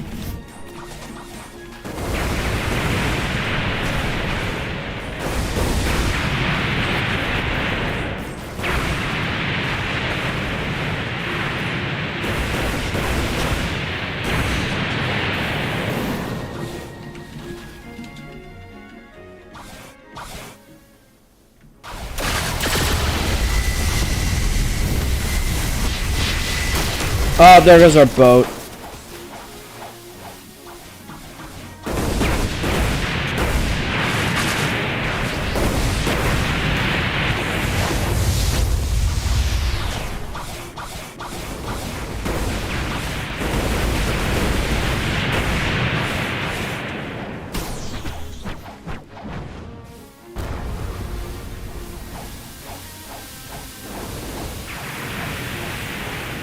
Hello, Elton DeBoy. Welcome back to the stream.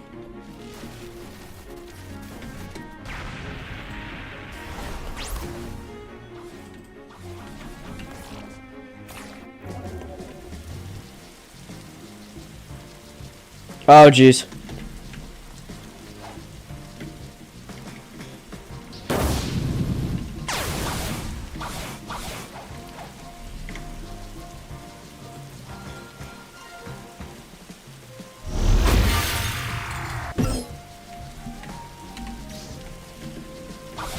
I wonder if I can get shipwright.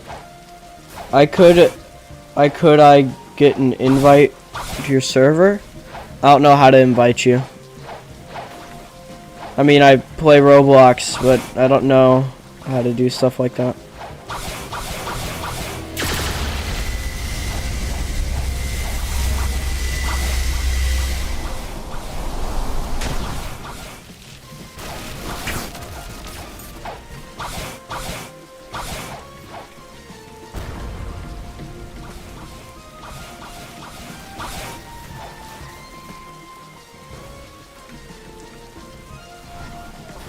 I want to find the shipwright dude.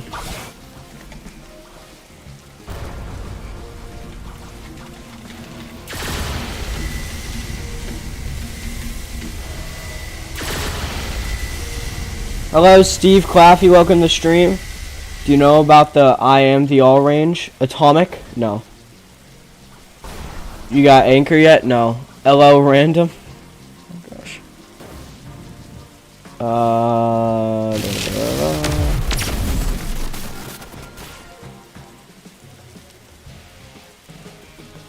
Follow me, arrow, know where shipwright is? Okay.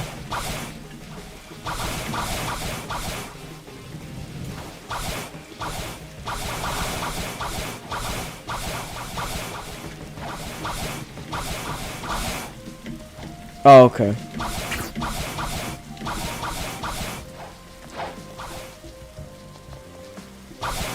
Oh, okay.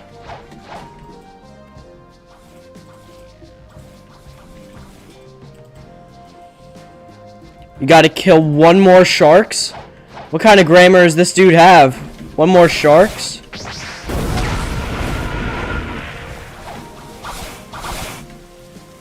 Yeah.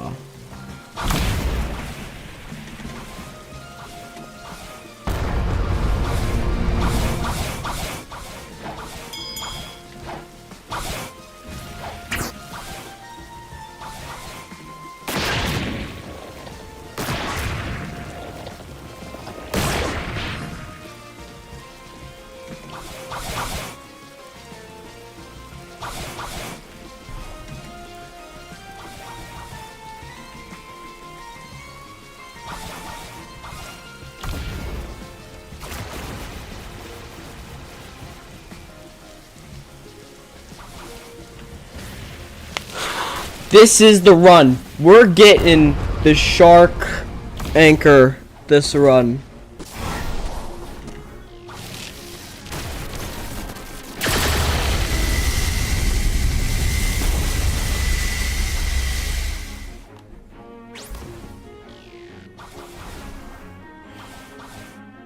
Whose private you in? I'm not in a private. I'm in a public server.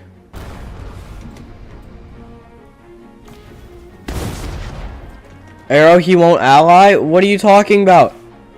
I'm literally allied to everybody except Bernador.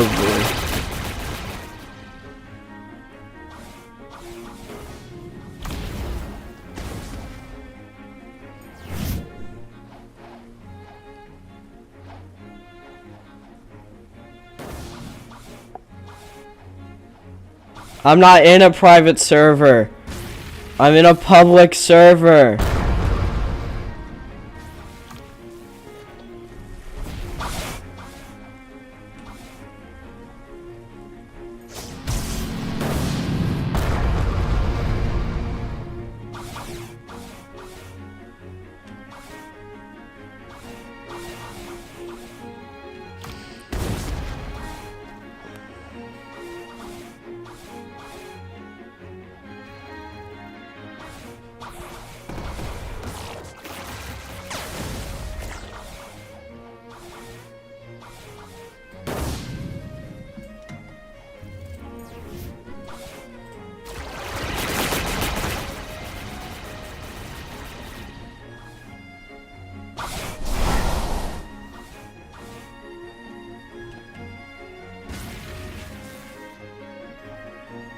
You've became skilled.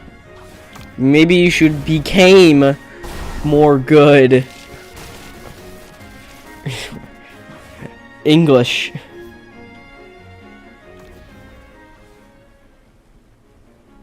I'm kidding. My English is pretty bad too.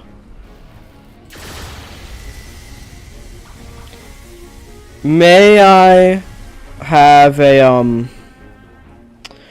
have a Terra Shark who with a shark anchor, por favor?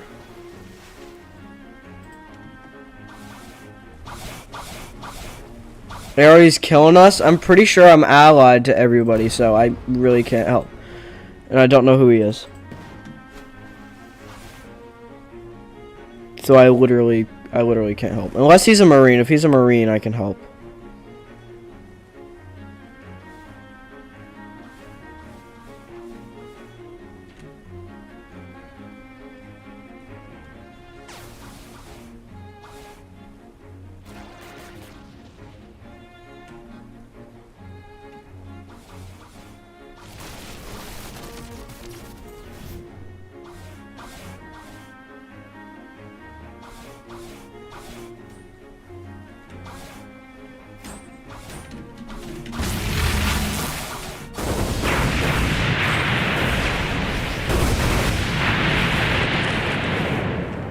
I got the last shark, so I think I can get shipwright now.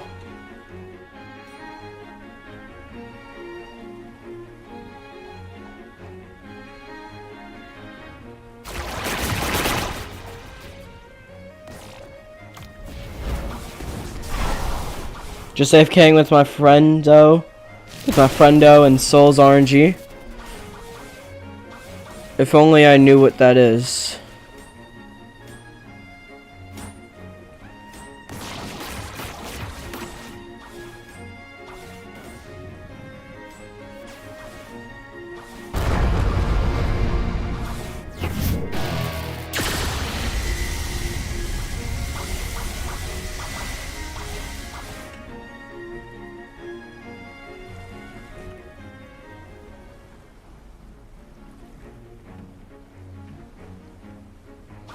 I apologize if I left you behind. I'm trying not to get killed. Oh, swear word. Get rid of that.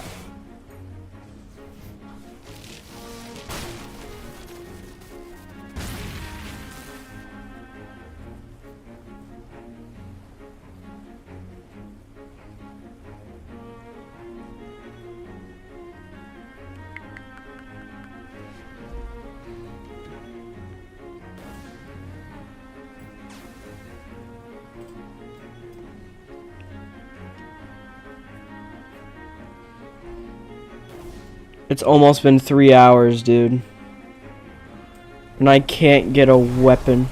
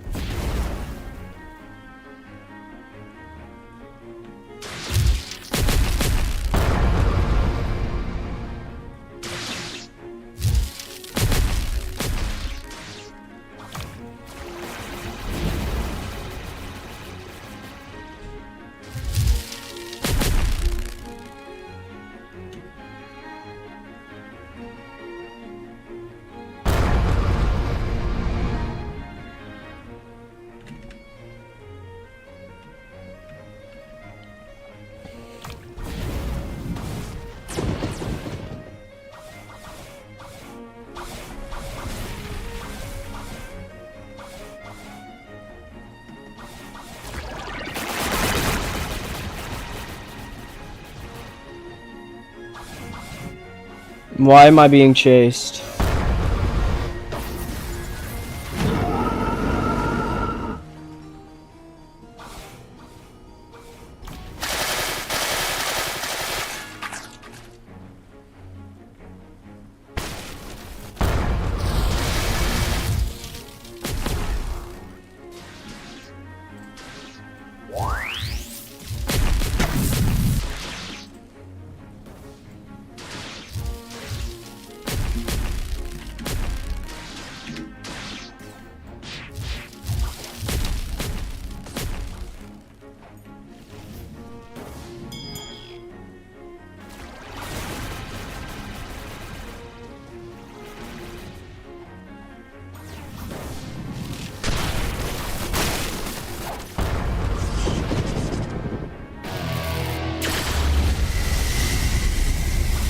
Oh my gosh, we found Mirage Island again. I can't believe that.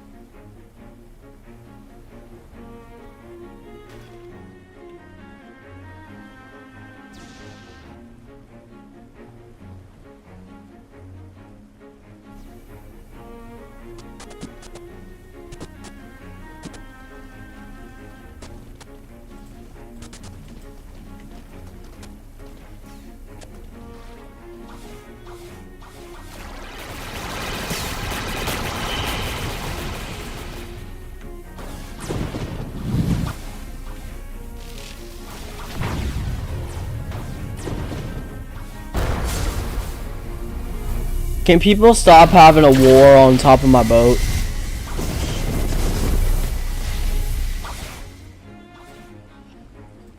I can't go to your ship, it's so fast. I'm trying to make sure I don't die from a war in my boat.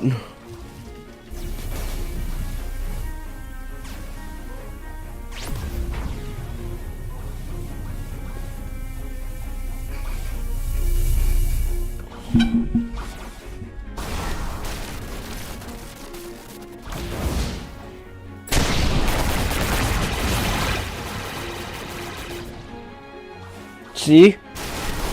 They're just trying to kill each other.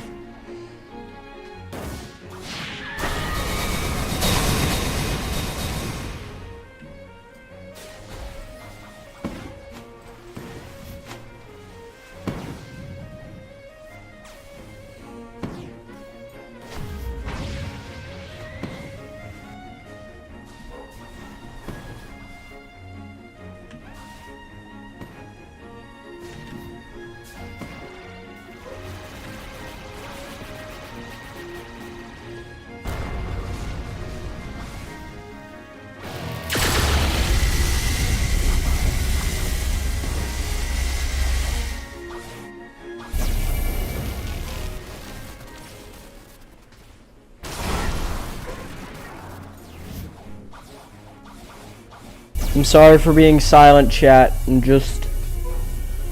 been doing this for 3 hours. I mean, I did have a lunch break, but I've been doing this a while.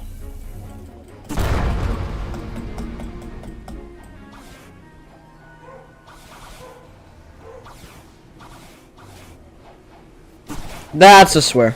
Get rid of that. Don't like swears.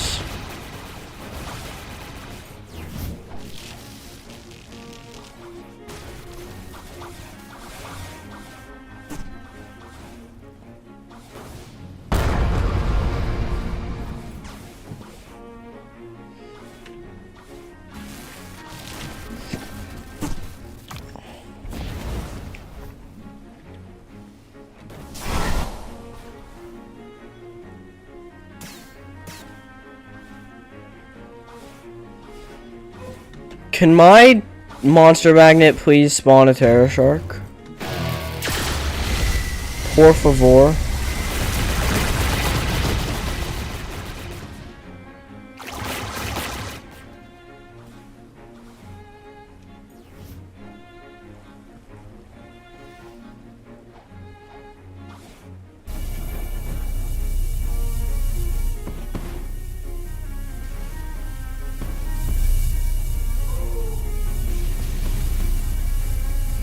I'm literally about to just reset and get a new boat.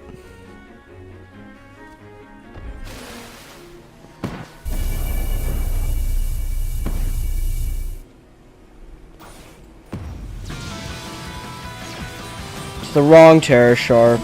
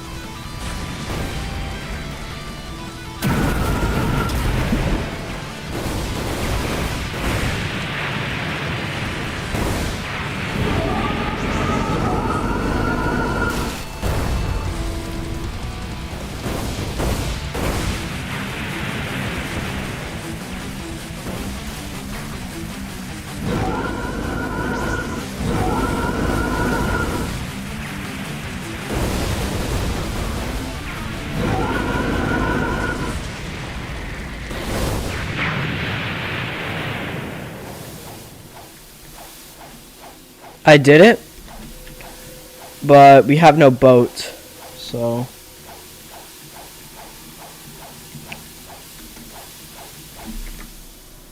Just gonna.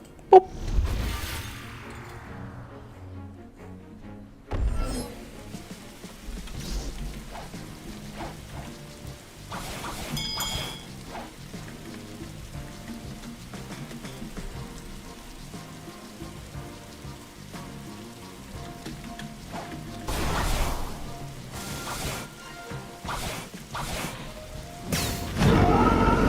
What? How?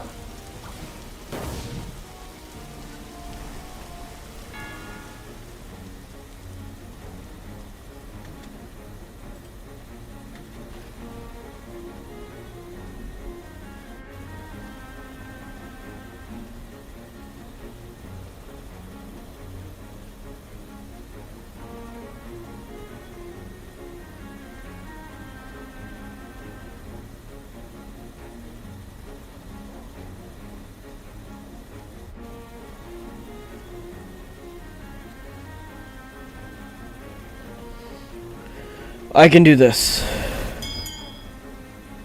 I can get one.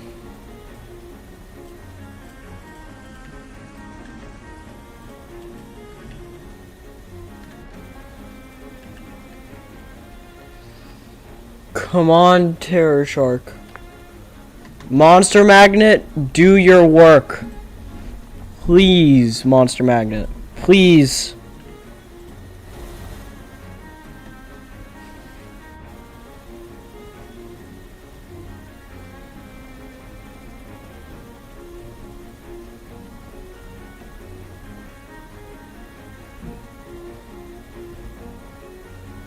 Is someone streaming? Yeah, CR7, I am Arrow Under.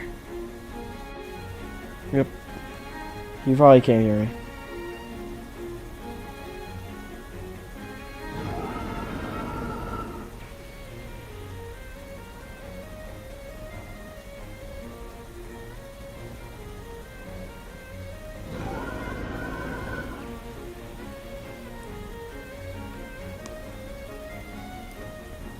I'm gonna get to like 4 or 5, and then I'm just gonna sit there and wait and hope it gets used.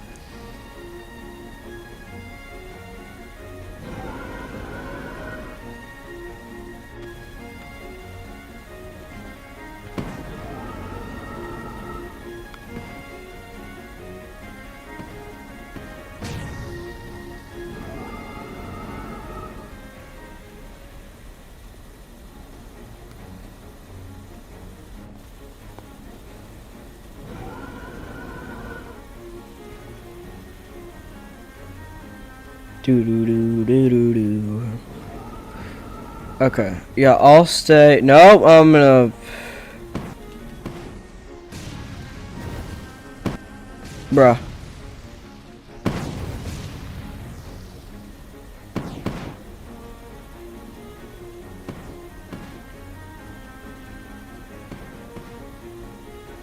Once I get out of their range, I'll stop and I'll wait for the Terror Shark.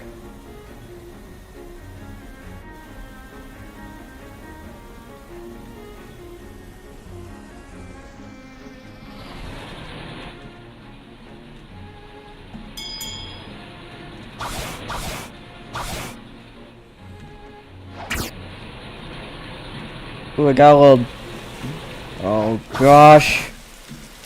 Why did I just fly off the boat?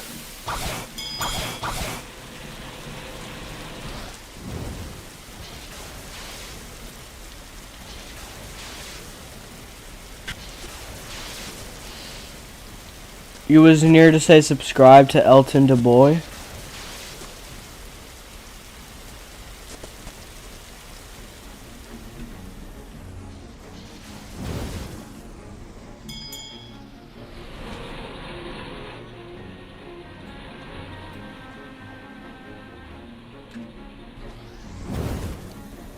Where are you going? Where are you taking me?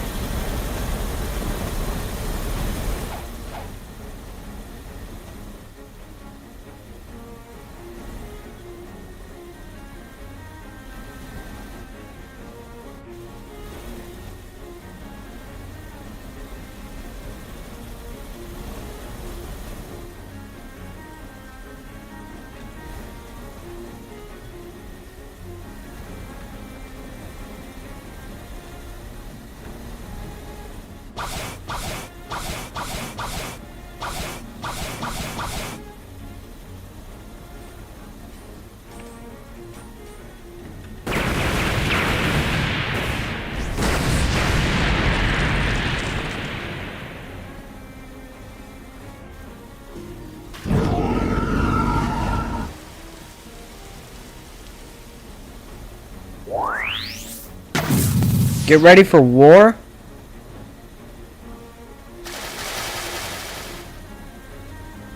How unlucky are you, Arrow? Seriously? 3 hours? Well, like an hour of that was trying to get the Fool's Gold to get it. But, yeah, I've been here for a while. And I have, and my, oh jeez. And my Monster Magnet has not been used. And I don't know how to use it. I don't know if it just, like, uses it randomly or if I have to do something to use it.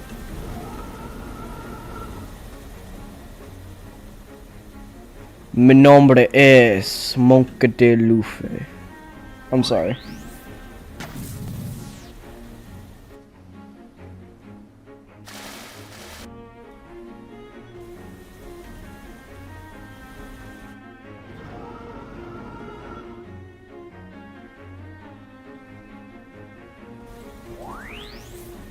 I see a sea beast out there.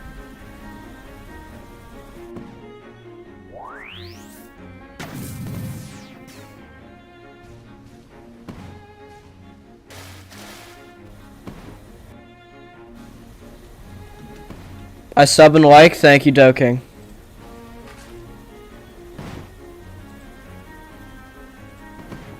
Am I the only one watching this live stream? No, it says 6 watching. But you might be the only one actually paying attention to it.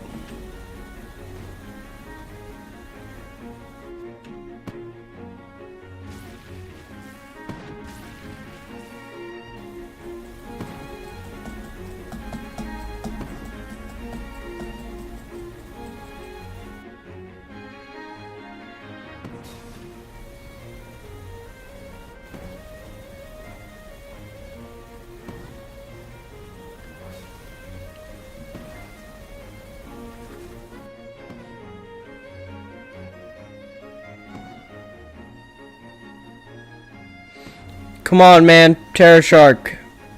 Give me it.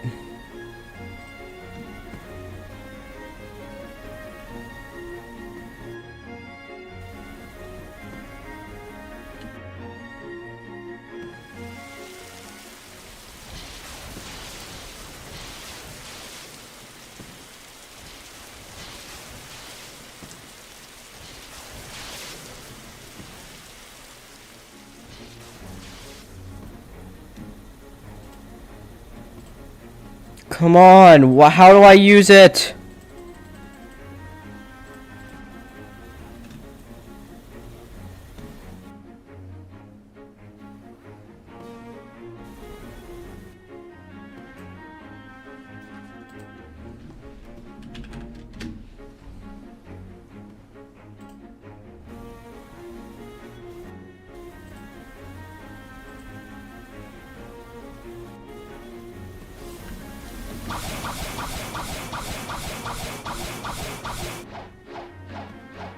Well, my boat just got stolen.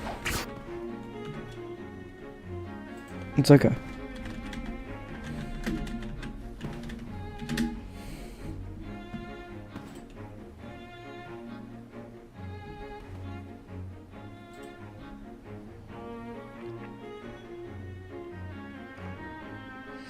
This is used to spawn an anchor terror shark, which is a special type of terror shark that drops the shark anchor with 100% chance. When the user spawns this special terror shark, you will see a message saying your monster magnet has attracted an irregular beast.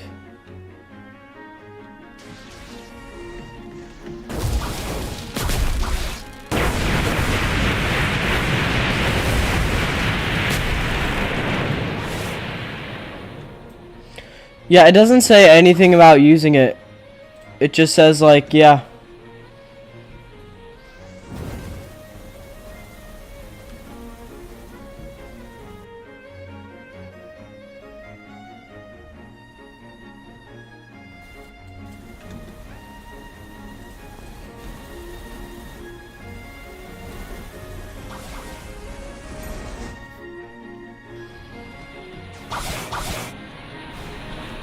I got my boat back.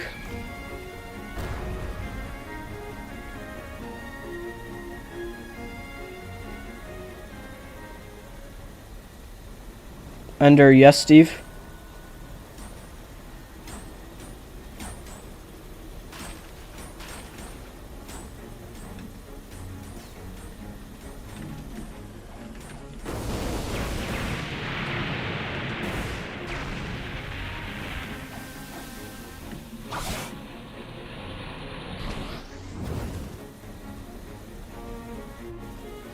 You need to be level 6 for it to happen, I think. Oh.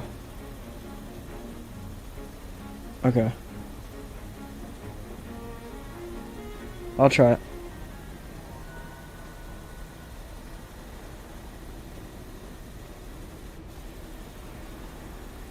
To Gojo, stop trying to kill you? I don't know if I can talk to him. Like, I don't know if I could say that, you know? Oh, come on, dude. I'm literally gonna die.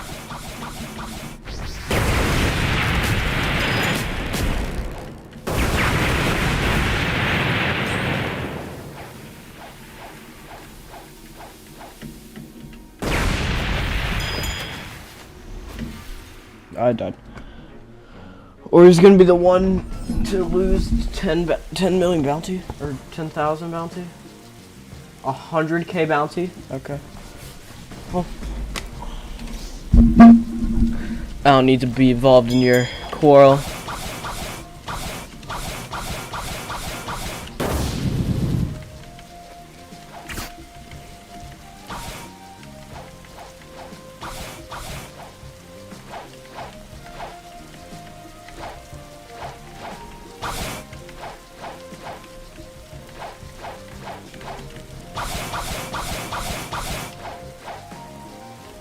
Okay, let's get shipwright.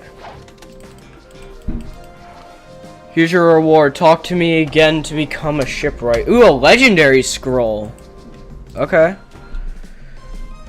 Being a shipwright grants you the ability to repair ships using wooden planks. You have a chance of looting wooden planks from breaking trees. Would you like to purchase the shipwright subclass for 3,000 fragments? Buy. Okay. I am a shipwright now. And I have a legendary scroll. I don't know what that is.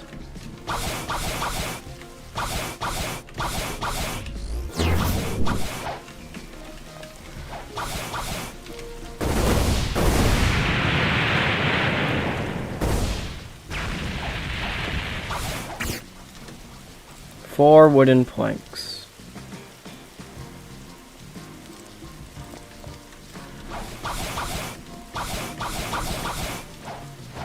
Hello, Power HHIH. Welcome to the stream.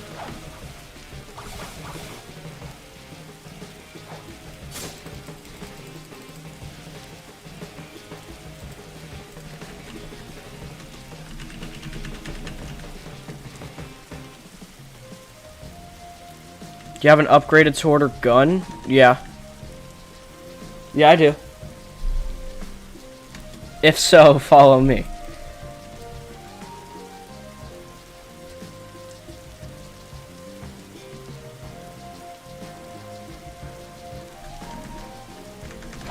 Oh, he's gone.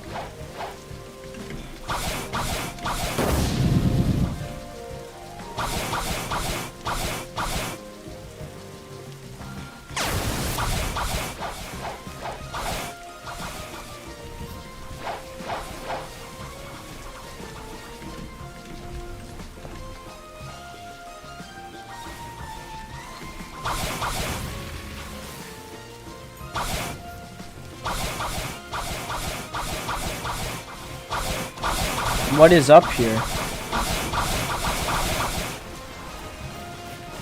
Whoa, Dragon Talon Sage? Hold on, which... Speak to him? Okay. I guess I'll... Greetings, what interests you today? Enchantment? Item enchantments. Sword. No modifiers applied. I could... Okay, legendary scroll.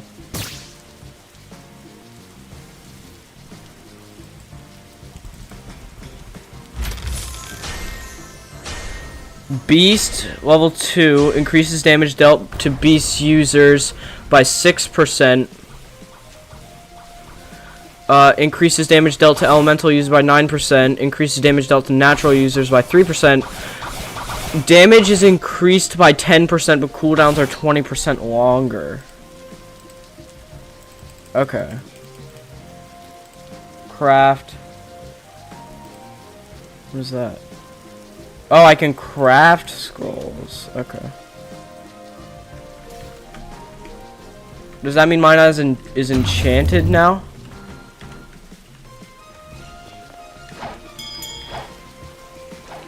Don't nuke the chat.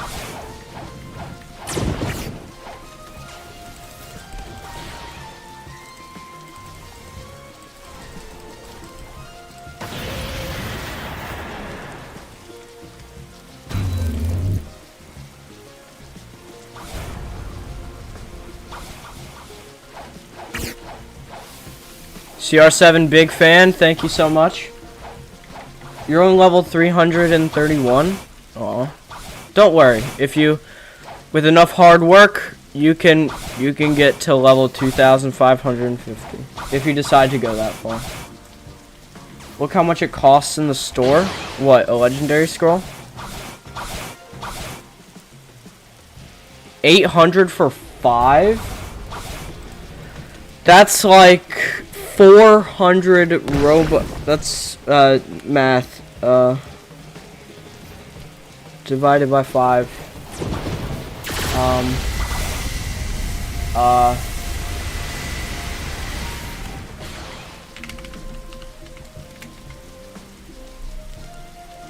That's 160 Robux per scroll. And I just got one for doing a simple quest.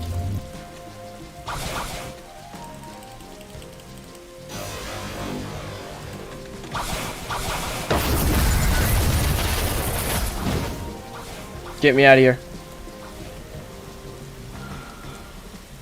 That's crazy. Your fruit is ice? Ice fruit is pretty good. It's good for PvP. It's not the best for the first sea. The best fruit in the first sea is light. But ice fruit is still pretty good. It's a Logia fruit, which means if you're high enough level to the other NPCs, then you won't get hit. Like, they literally just can't hit you. It's pretty good. Level 1,109 for grinding. Wow. That's a lot. This game is very grindy. Like, I got addicted to this game, and that's why I'm so high level.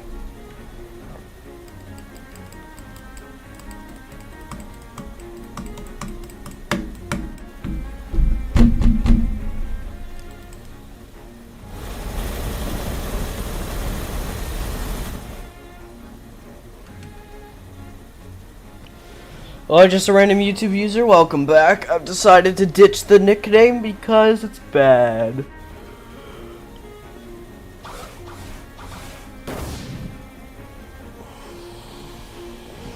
You rolled a ghost? Dang. I like the ghost fruit. It's not necessarily good, but I like to use it. It's fun to use. Arrow, your live streams and videos are great. Thank you. Thank you, Elton to boy. Bro, I hate second C. I can't get good fruit. Finally, I'm not Nutella jar.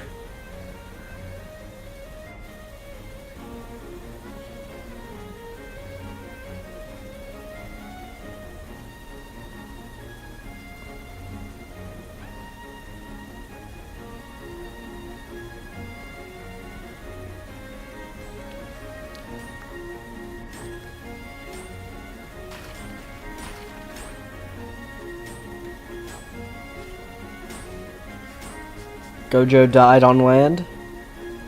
Turns out 600 Mastery God, Human, and Darkblade V3 does something. Yeah, that does something. I'm stuck with Unawakened Flame, like, why? I hate Wet Hair Man, same. It's just annoying. Could we maybe go to second C so you can meet my cousin? Maybe. Still got business to do in the third C. Like, get a flippin' terror shark. Or anchor shark, or whatever it's called. Come on, Monster Magnet.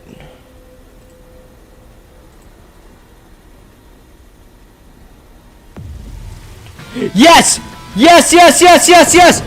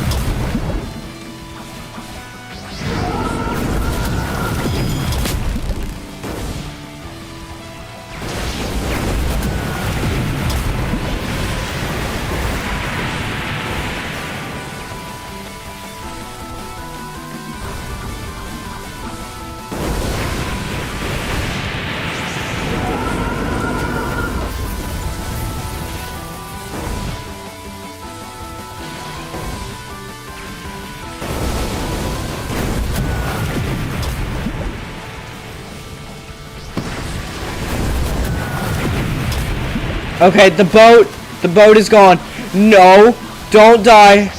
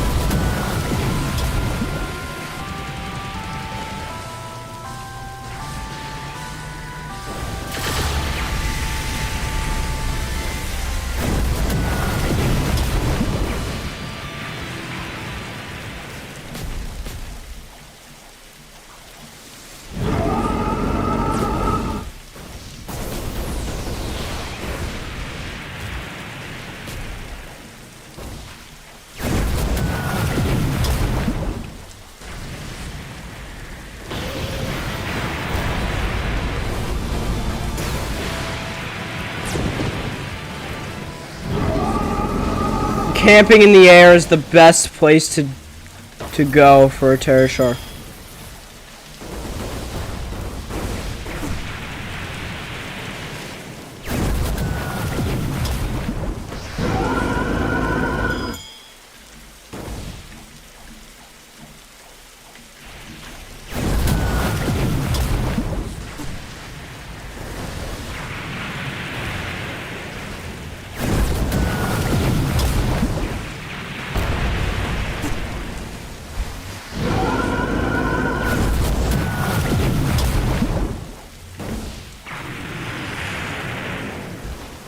Oh no!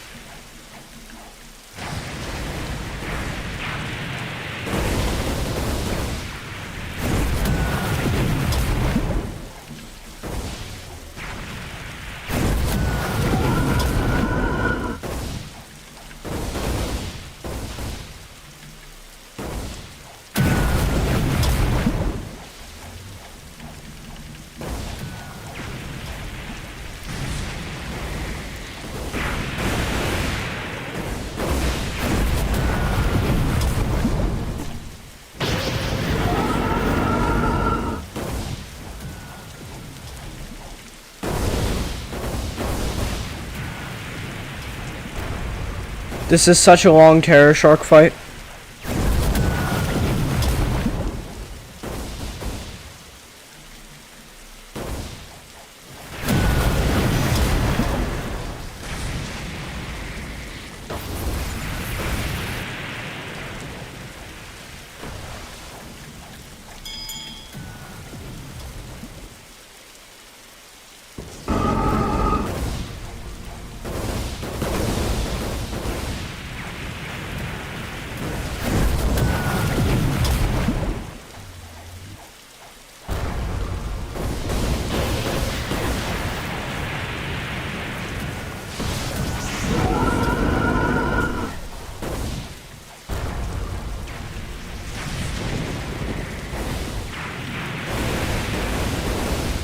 I'm sorry, I'm super silent. I'm trying not to die. Because literally this is all about my skill. Literally, like, if I die, I lose it and I have to get another monster magnet, and I don't want to do that. Loaf, this is not the time. Loaf, I love you. You're a great cat, but this is not the time.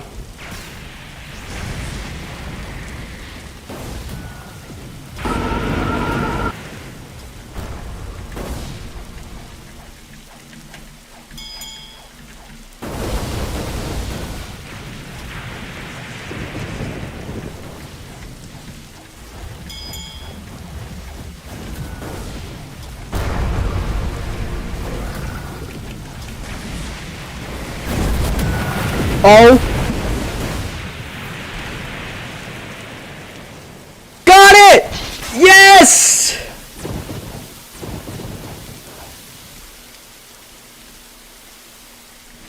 Shark anchor!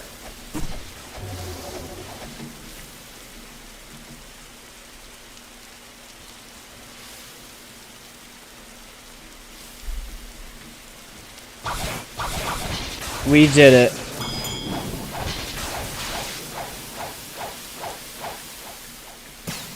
Okay, I'm gonna reset so I can see again.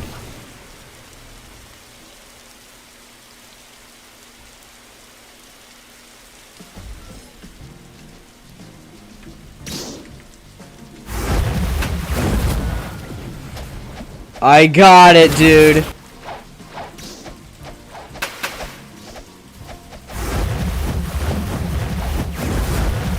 I don't have any moves, but it's okay. We got it. Do I have Rumble? I might have Rumble. I don't know.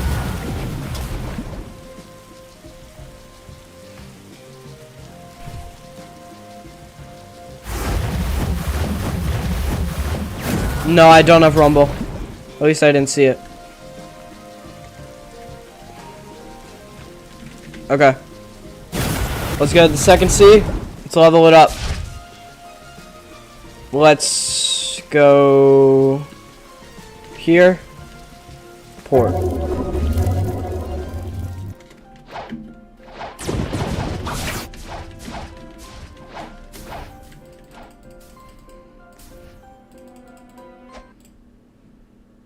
Eric, can you please thank me? I said I'd spawn terror and it spawned. Thank you. Thank you, thank you, thank you.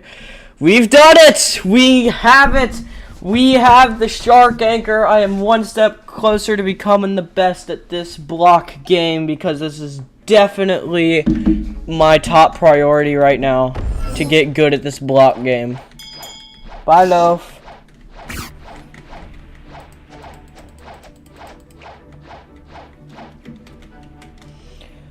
I'm gonna go over to cafe.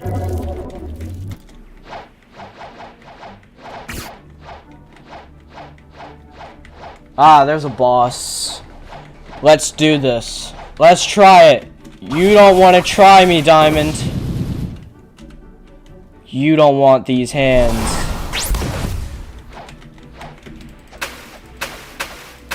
Oh shoot, I have no points in sword.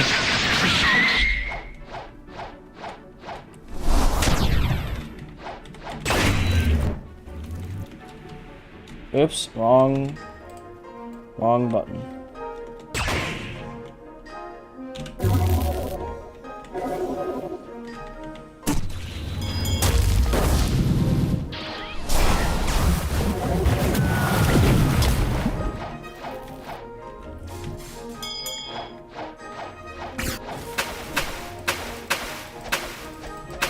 I literally have no points in sword.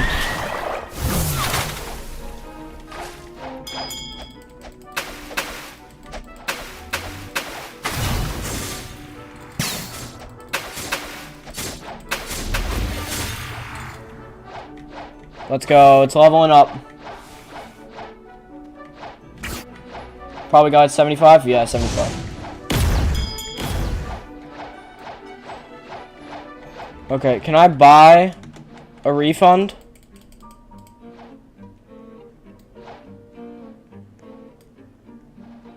No, it's a reroll.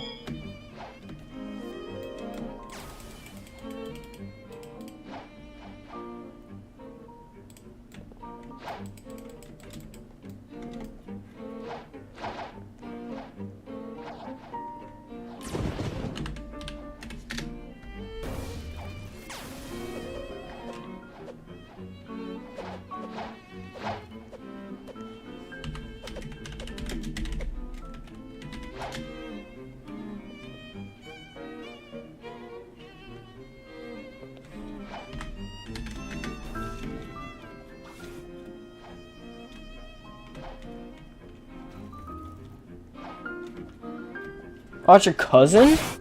Oh, good.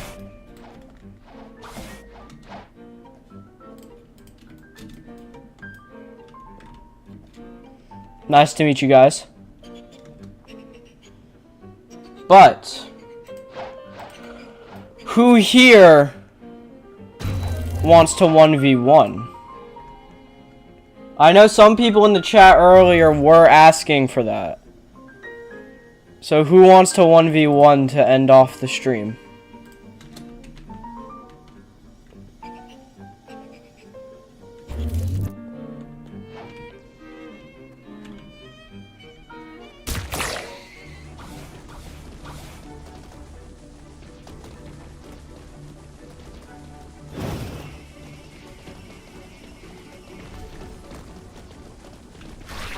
I will warn you guys, I am very, very bad at PvP.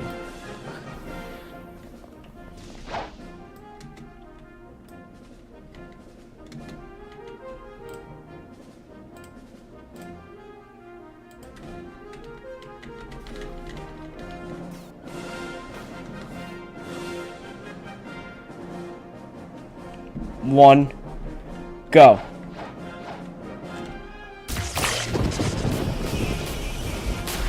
What just happened?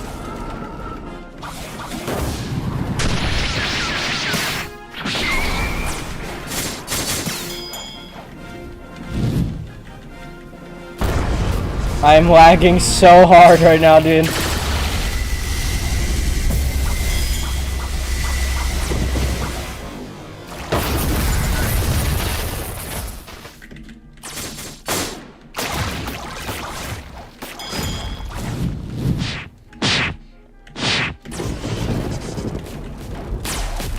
Who am I even fighting?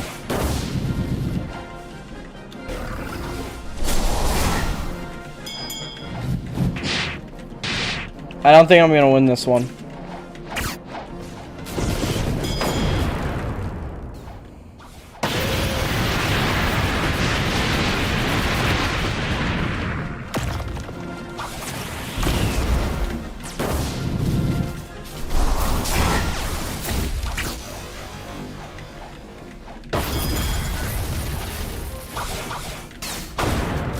Oh, I'm dead. Unless... Oh, I died anyway.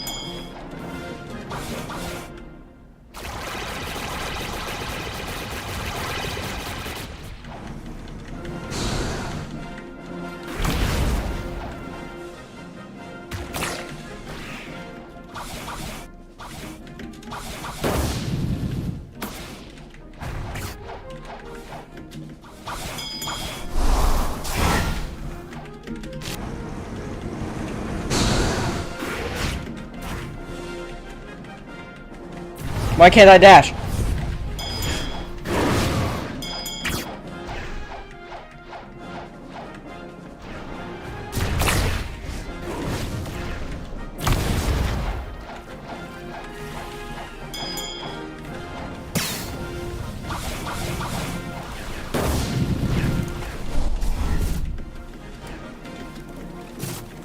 Why am I stuck? Am I gonna die?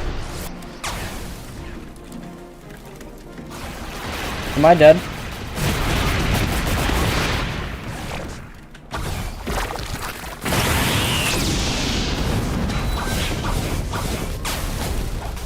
Dang.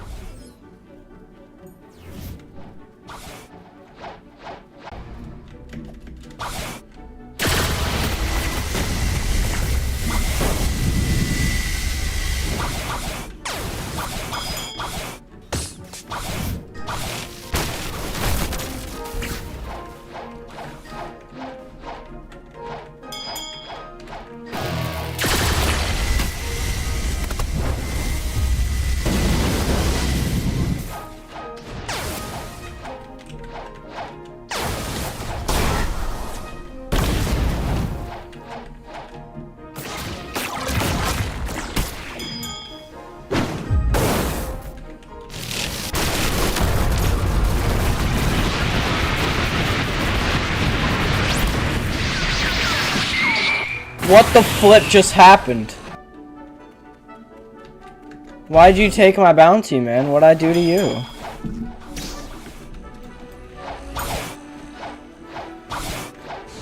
But yeah, guys, I'm gonna give my computer a rest. I've been live for almost 4 hours. I'm gonna give my computer a rest. Thank you guys so much for watching. If you enjoyed the stream, please be sure to leave a like and subscribe. And I will see you in the next stream.